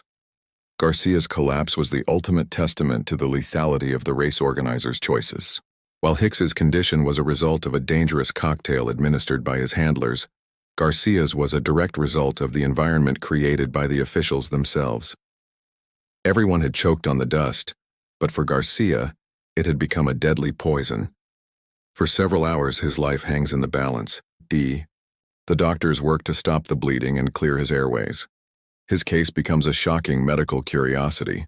Historians still argue about whether Garcia's collapse was solely due to the dust inhalation or if it was compounded by a pre-existing condition that made him uniquely vulnerable. However, the medical reports from the time squarely blame the caustic airborne limestone for his near-fatal injuries. Most marathons, you worry about hitting the wall. Garcia hit the road, and the road hit back. Hard. James Sullivan's great experiment had managed to find a new and exciting way to almost kill someone. Fortunately, William Garcia survived his ordeal. After a few days of critical care, he recovered. But the damage to his body was too severe. He would never compete as a distance runner again. You have to imagine he never looked at a gravel road the same way again. He probably spent the rest of his life campaigning for pavement. Asphalt, it won't rip your stomach lining out. His story is the final, terrifying piece of the puzzle of this disastrous race. He is the ghost of the marathon, the runner who was almost erased, a man nearly consumed by the very ground beneath his feet. His harrowing experience serves as the ultimate grim indictment of an event where the course itself was the most dangerous competitor. With his story told, the fates of all the major players are now known, and all that remains is to survey the wreckage of the day. With the last of the survivors accounted for and the near-dead safely in the hands of physicians, the physical marathon is over. But the race for the narrative The story that will be told and retold for the next century is just beginning. As the sun rises on St. Louis the next morning, August 31st, 1904, people across the country and around the world unfold their newspapers, and the bizarre, chaotic, and grotesque story of the Olympic marathon is delivered to their breakfast tables. The reaction is not one of patriotic pride or reverence for athletic achievement. The press, smelling a story far more interesting than a simple race, seizes upon the madness. This is a crucial mainstream historical fact. The media coverage of the 1904 marathon was overwhelmingly negative and sensational. It was not framed as a story of endurance, but as a spectacle of farce and folly, a black eye for the fledgling Olympic movement. The newspaper headlines weren't exactly "Hometown Hero Wins Gold." They were more along the lines of "Local Man Tries to Steal Olympics," "Actual Winner Almost Dies, Cuban Takes Nap." It was less sports journalism and more a police blotter. The articles paint a picture of an event that was, by all accounts, a dangerous and mismanaged disaster. Reporters detailed the shocking lack of water, the brutal heat, and the choking dust that nearly killed William Garcia. But the focus of their stories, naturally, fell upon the day's most colorful characters.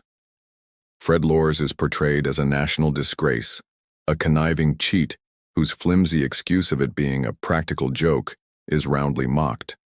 He is the villain of the piece, his name now synonymous with unsportsmanlike conduct. Thomas Hicks, the official winner, fares little better. His victory is presented not as a triumph of will, but as a horrifying medical curiosity. The press latches onto the most sensational detail: the strychnine. The image of a man being fed rat poison and brandy by his handlers to keep his body moving is both shocking and deeply compelling. He is not the hero. He is the star exhibit in a cautionary tale about the dark and dangerous new methods creeping into sport. His victory is described as grotesque, his condition at the finish line a source of morbid fascination. You can imagine a British newspaper editor reading the report and sipping his tea. "My word, Cecil. The Americans fed a man rat poison and then dragged his limp body across a line and called him a champion. How frightfully enthusiastic of them." Amidst the grimness and scandal, the press finds its one bright spot in Felix Andorin Carvajal. He becomes an instant media darling. His tale is a reporter's dream: the penniless Cuban postman, the dice game in New Orleans, the street clothes, the rotten apples, the mid-race nap, and the triumphant fourth-place finish. He is the comic relief, the lovable eccentric whose bizarre adventure provides a much-needed spoonful of sugar to help the medicine of the day's other horrors go down. The quiet, genuine heroism of men like Albert Corey or the barefoot South Africans is almost completely overlooked, their stories lacking the headline-grabbing absurdity of the others. As a quirky tidbit, the initial reporting was as chaotic as the race itself. In the confusion of the finish, with telegraph wires buzzing, some early editions of newspapers had to be hastily updated. For a few glorious hours in some corners of the country, Fred Lors was the Olympic champion, his fraudulent victory reported as fact before the corrections came through.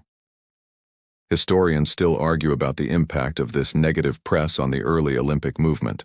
Did the widespread ridicule of the St. Louis Marathon damage the credibility of the fledgling games, or did the sheer, unforgettable strangeness of the event ironically help to lodge the Olympics in the public consciousness?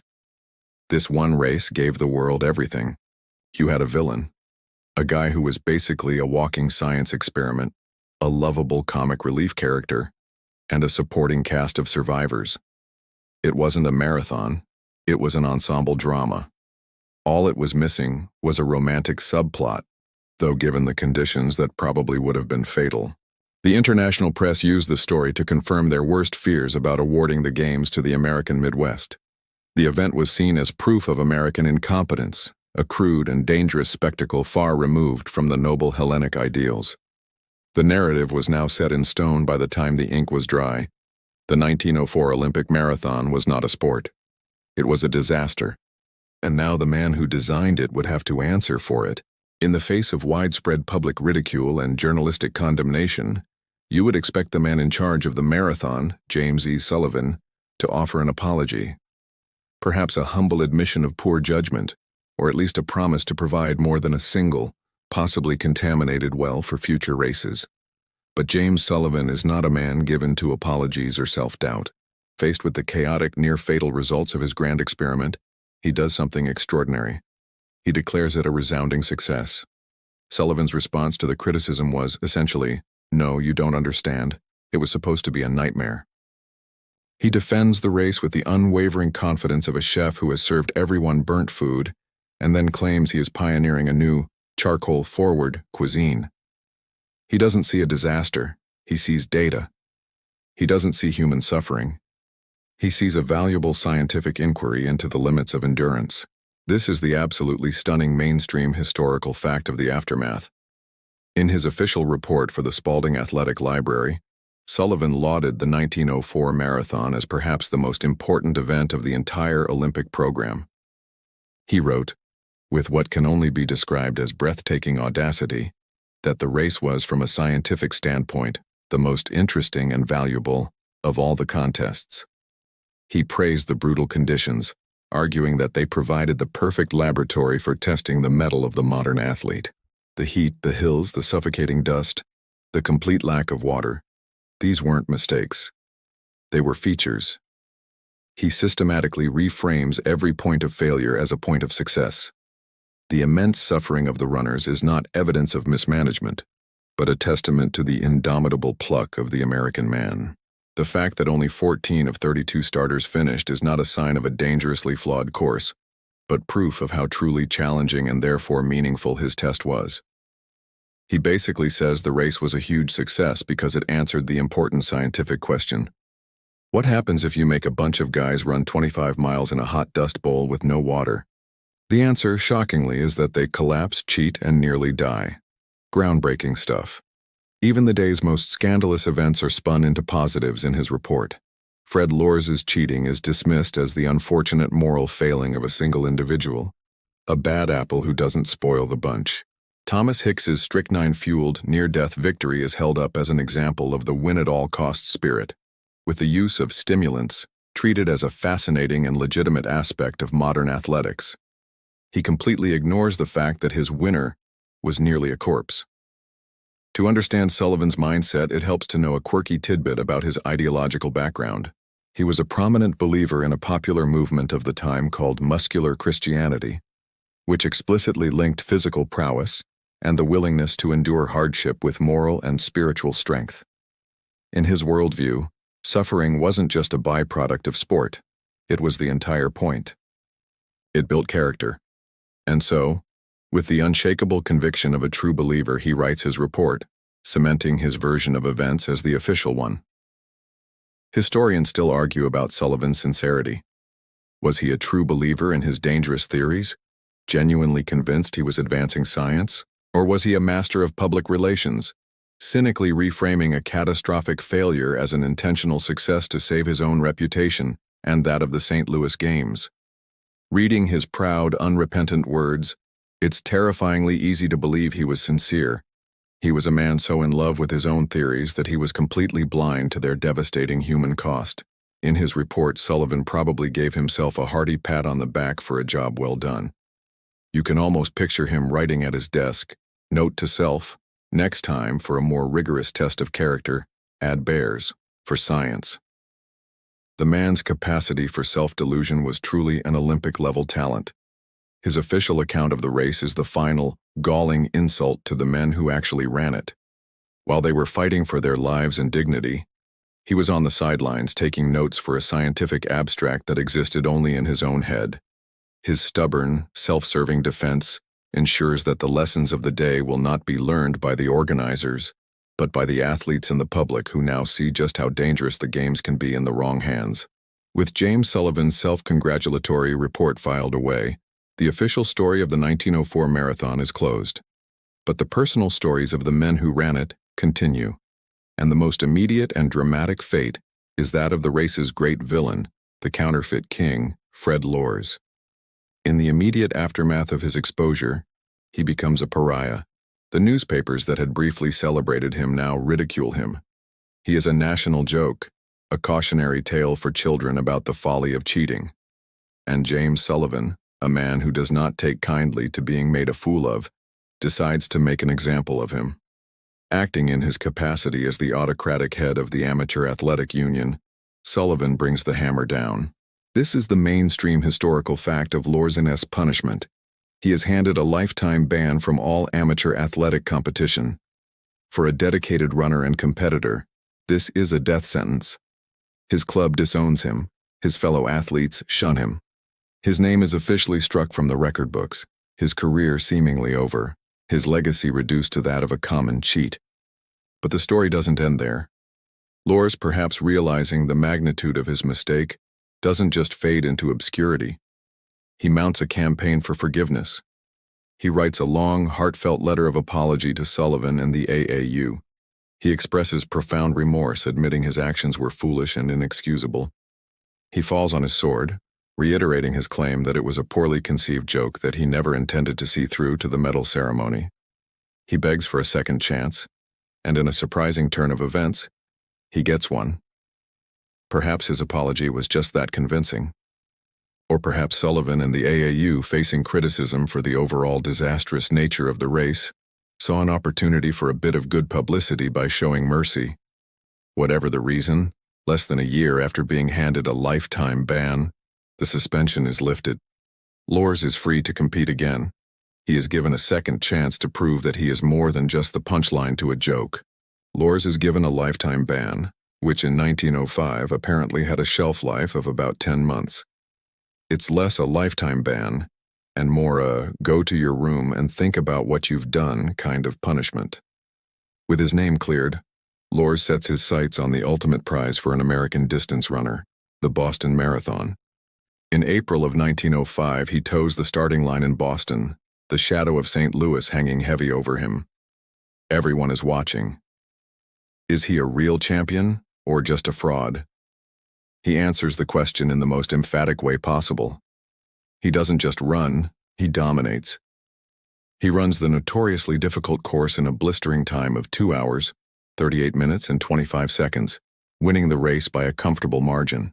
This time, there is no car. There are no cramps. There is no question. He is, legitimately, the Boston Marathon champion. Winning the 1905 Boston Marathon was the best possible way for Lors to respond to his critics. It's the athletic equivalent of showing up to your high school reunion in a Ferrari. There's no better comeback than undeniable success. When he crossed the finish line in Boston, the race officials probably checked him for car keys and exhaust fumes out of habit. Congratulations, Mr. Lors. Now, if you'll just submit to a full vehicle inspection. His victory is a moment of pure, unassailable redemption. Historians still argue about Lors's 1904 motivations in light of his legitimate 1905 victory. Does his subsequent undeniable success prove that he was a world-class athlete who just made one foolish, out-of-character mistake? Or does it suggest he was a man intensely driven to win by any means necessary, who simply learned his lesson? We can never know for sure, but his performance at Boston proved beyond any doubt that he possessed championship-level talent. He didn't need to cheat. The greatest irony of his story is that if he had just endured those cramps and continued running in St. Louis, he might very well have won the race honestly. His redemption is a surprising and satisfying epilogue, a story of a man who stumbled into disgrace but ultimately ran his way back to glory. The villain of the 1904 marathon, against all odds, gets his happy ending. While Fred Lors ran his way back to glory, the man who was officially crowned the champion of the 1904 marathon, Thomas Hicks, walked a very different path. His story after St. Louis is not one of redemption, but one of a complicated and tarnished legacy. He survived his near-death experience, recovering enough to be discharged from the care of the doctors the following day. He was given his gold medal. He was, in the official record books, an Olympic champion, but his victory would never feel entirely his own. It would forever be shared with its sinister co-pilots, Strychnine and Brandy. Unlike Lors, who was able to prove his athletic prowess in a subsequent clean victory, Hicks never had that opportunity. The 1904 marathon was the peak of his career, but it was a peak from which he immediately fell. This is the mainstream historical fact that defines his legacy. His victory is remembered not for his endurance, but as the first widely publicized case of performance-enhancing drug use in the modern Olympics. He is not a symbol of athletic greatness. He is patient zero in the long, troubled history of doping in sports. In the years that followed, Hicks continued to run, but he was a shadow of his former self. The extreme exertion, combined with the toxic effects of the strychnine, appeared to take a permanent toll on his health. He competed in a few more marathons, but his performances were lackluster. He never again came close to winning a major race. The marathon in St. Louis didn't just give him a gold medal. It seems to have taken the best of his athletic life in exchange. He won the marathon, but it sounds like the marathon won the fight. The race took more from him than he took from it. It's like winning a hot dog eating contest, but the prize is a lifetime of indigestion. As a quirky tidbit, in the few interviews he gave later in life, Hicks often expressed a belief that he could have won the race without his handler's interventions. He tried to downplay the role of the drugs, perhaps in an attempt to reclaim some of the glory for himself and legitimize a victory that always felt hollow. But the eyewitness accounts are clear. He was a man in a state of total collapse, a runner whose body had given up long before his handlers dragged it across the finish line. So, how do we remember Thomas Hicks? His name is forever attached to this bizarre, chaotic race, but his legacy is deeply ambiguous. Historians still argue about how to classify him. Is he a cheater, even though what he did wasn't technically against the rules of the time? Is he a victim, a puppet in the hands of his overly ambitious and reckless trainers? Or is he simply a product of his era, a desperate athlete in a desperate situation who accepted the help he was offered to achieve a lifelong dream? The most likely answer is that he was all three. Thomas Hicks got the gold medal, but it came with a lifetime supply of being that guy.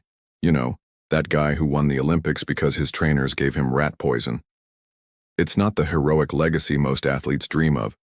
After the St. Louis Marathon, Hicks probably looked at a bottle of brandy or a raw egg with a deep sense of suspicion for the rest of his life. His breakfasts must have been very bland and carefully considered. He lived a quiet life after his running career ended, eventually moving to Canada and working as a brass engraver. He died in 1952, a man with an Olympic gold medal to his name, but a story that serves less as an inspiration and more as a grim cautionary tale. His victory was a poisoned chalice, a prize that cost him his health and a heroic place in history.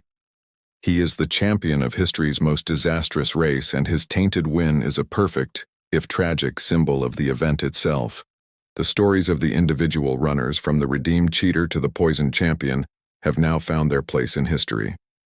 But the legacy of the 1904 marathon extends far beyond the personal fates of the men who ran it. This race, in all its disastrous, farcical glory, had a profound and lasting impact on the sport of marathon running itself. In a strange and paradoxical way, the worst marathon in history was instrumental in creating the modern marathon we know today. It was a failure so complete, so spectacular, that it forced the entire athletic world to stop and realize that things had to change. The race served as a giant, flashing "do not do this ever again" sign for future organizers. This is the crucial mainstream historical fact that forms the race's most important legacy. The undeniable horror show in St. Louis became a primary catalyst for the standardization of rules and safety protocols in distance running. The suffering of those men provided a series of unforgettable negative object lessons. Lesson number 1, and the most obvious, was about hydration. James Sullivan's theory of purposeful dehydration was not just disproven, it was utterly humiliated. The images of men collapsing, of William Garcia nearly dying from dust-clogged insides, and of a champion being revived with poison because water was forbidden, made it brutally clear that depriving athletes of water was not a test of character, but a form of negligent endangerment. In the years that followed, water stations, previously a haphazard affair, became a mandatory and meticulously planned part of any respectable marathon. The near deaths of Hicks and Garcia also sounded the death knell for the idea of the marathon as a scientific experiment in human suffering. The role of medical staff was completely redefined. No longer were they to be passive observers taking notes for a journal. Their primary function became the active safeguarding of the runner's health. The events of 1904 helped professionalize sports medicine, shifting the focus from morbid curiosity to active intervention and prevention. The legacy of the race is that a bunch of people got together and decided, you know what? Maybe let's not try to actively kill the athletes. It was a radical concept for some at the time, but it eventually caught on. The chaos of the finish line also highlighted an urgent need for clear, enforceable rules. Hicks being dragged by his handlers and Lors taking an 11-mile car ride exposed massive gray areas in the existing regulations. The informal gentleman's agreement style of early athletics was no longer sufficient. This push for standardization found its most famous expression 4 years later, at the 1908 London Olympics. That race, with its own dramatic finish, is famous for establishing the official 26.2-mile distance. But the impetus for such standardization came from the arbitrary and dangerous nature of earlier courses like the one in St. Louis. As a quirky tidbit, this standardization was a surprisingly slow process.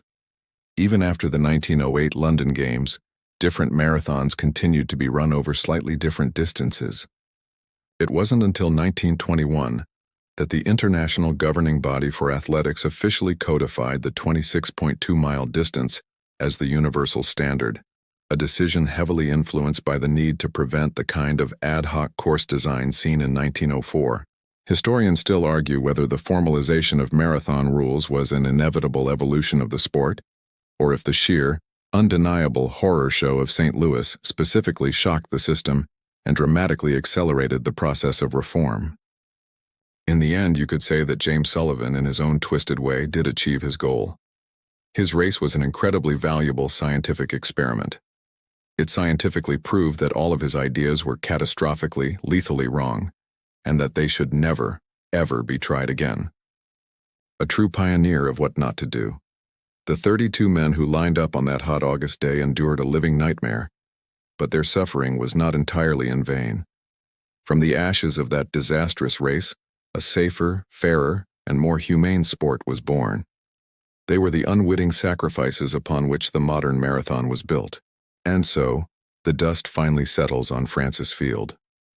The last of the runners have crossed the line, the bizarre awards have been handed out, the newspaper headlines have been printed, and the strange, sad, and hilarious chapter of the 1904 Olympic Marathon comes to a close. As you look back on the panoramic sweep of the day's events, you realize you've witnessed something unique in the annals of sport. A perfect disaster. It was a flawless symphony of incompetence, hubris, and sheer bad luck. A human comedy so absurd, it feels like a work of fiction. The 1904 marathon had more plot twists than a season finale. If you wrote this story, your editor would send it back for being too unrealistic. A cheater, a guy on rat poison, a sleeping postman, and wild dogs. Pick one, maybe two. You can't have everything. But history, in its infinite and strange wisdom, gave us everything all in one race. It was a story that could only have happened at that specific time and in that specific place. The chaotic carnival atmosphere of the World's Fair, where the Olympics were just another sideshow, provided the perfect backdrop. As a final quirky tidbit to encapsulate the bizarre mindset of the organizers, another event at these games was the Anthropology Days, a 2-day contest where indigenous people from the fair's exhibits were forced to compete in modern athletic events to prove the superiority of the white athletes. The same misguided, racist, scientific curiosity that underpinned that event was the philosophical parent of the marathon's design. The entire 1904 St. Louis Olympics are remembered by historians as a poorly organized mess, but the marathon was its chaotic masterpiece. Every character played their part to perfection. You had James Sullivan, the arrogant visionary, so blinded by his own theories he couldn't see the suffering in front of him. You had Fred Lors, the lovable rogue whose prank nearly made him an Olympic champion. You had Thomas Hicks, the tragic winner, who gained a medal but lost a piece of himself. You had Felix Carvajal, the joyful force of nature who napped his way into 4th place. And you had the quiet, indomitable heroes, Len Taunyan and Gian Masciani, who endured more than anyone and were recognized the least. Historians still argue whether the 1904 marathon should be seen as a historical anomaly, a complete outlier, or as the ultimate expression of the Gilded Age's chaotic blend of scientific ambition, P.T. Barnum-style showmanship, and profound ignorance about the limits of the human body. Perhaps the best way to see it is simply as a story that is intensely, profoundly human. It's a story about ambition, desperation, foolishness, and incredible resilience. It's the only Olympic event where you could plausibly win by just happening to be the last person who didn't cheat, collapse, or get distracted by either fruit or canines. As you stand now at the end of this long journey, the ghosts of the runners seem to fade. You can see the dust, you can feel the heat, you can hear the distant roar of the fair. The race is a perfect microcosm of human folly. It's a cautionary tale, a slapstick comedy, and an epic of survival all at once. And perhaps that is why it continues to fascinate us, more than a century later. It is a comforting reminder that no matter how badly you mess something up in your own life, you probably haven't messed it up as badly as the organizers of the 1904 Olympic Marathon. It reminds us that history is not just a collection of grand, noble deeds, but also a messy, absurd, and deeply relatable chronicle of people just trying, and often failing, to find their way to the finish line. And now the story is over. The echoes of the cheering crowds and the frantic footsteps on the cinder track begin to fade, replaced by the gentle quiet of your own room. The dust of St. Louis, which we have been breathing together for this past journey, finally settles, leaving only the memory of the strange and resilient figures who ran through that impossible afternoon.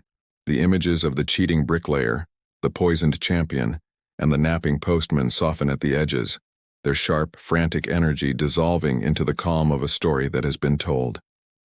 Let the details recede, leaving just a feeling, a sense of wonder at the sheer beautiful absurdity of the past, and a quiet appreciation for the stillness of the present moment. The journey back in time is complete, and you can feel the gentle pull of your own world returning, the soft weight of your blanket, the steady, quiet hum of the night outside your window.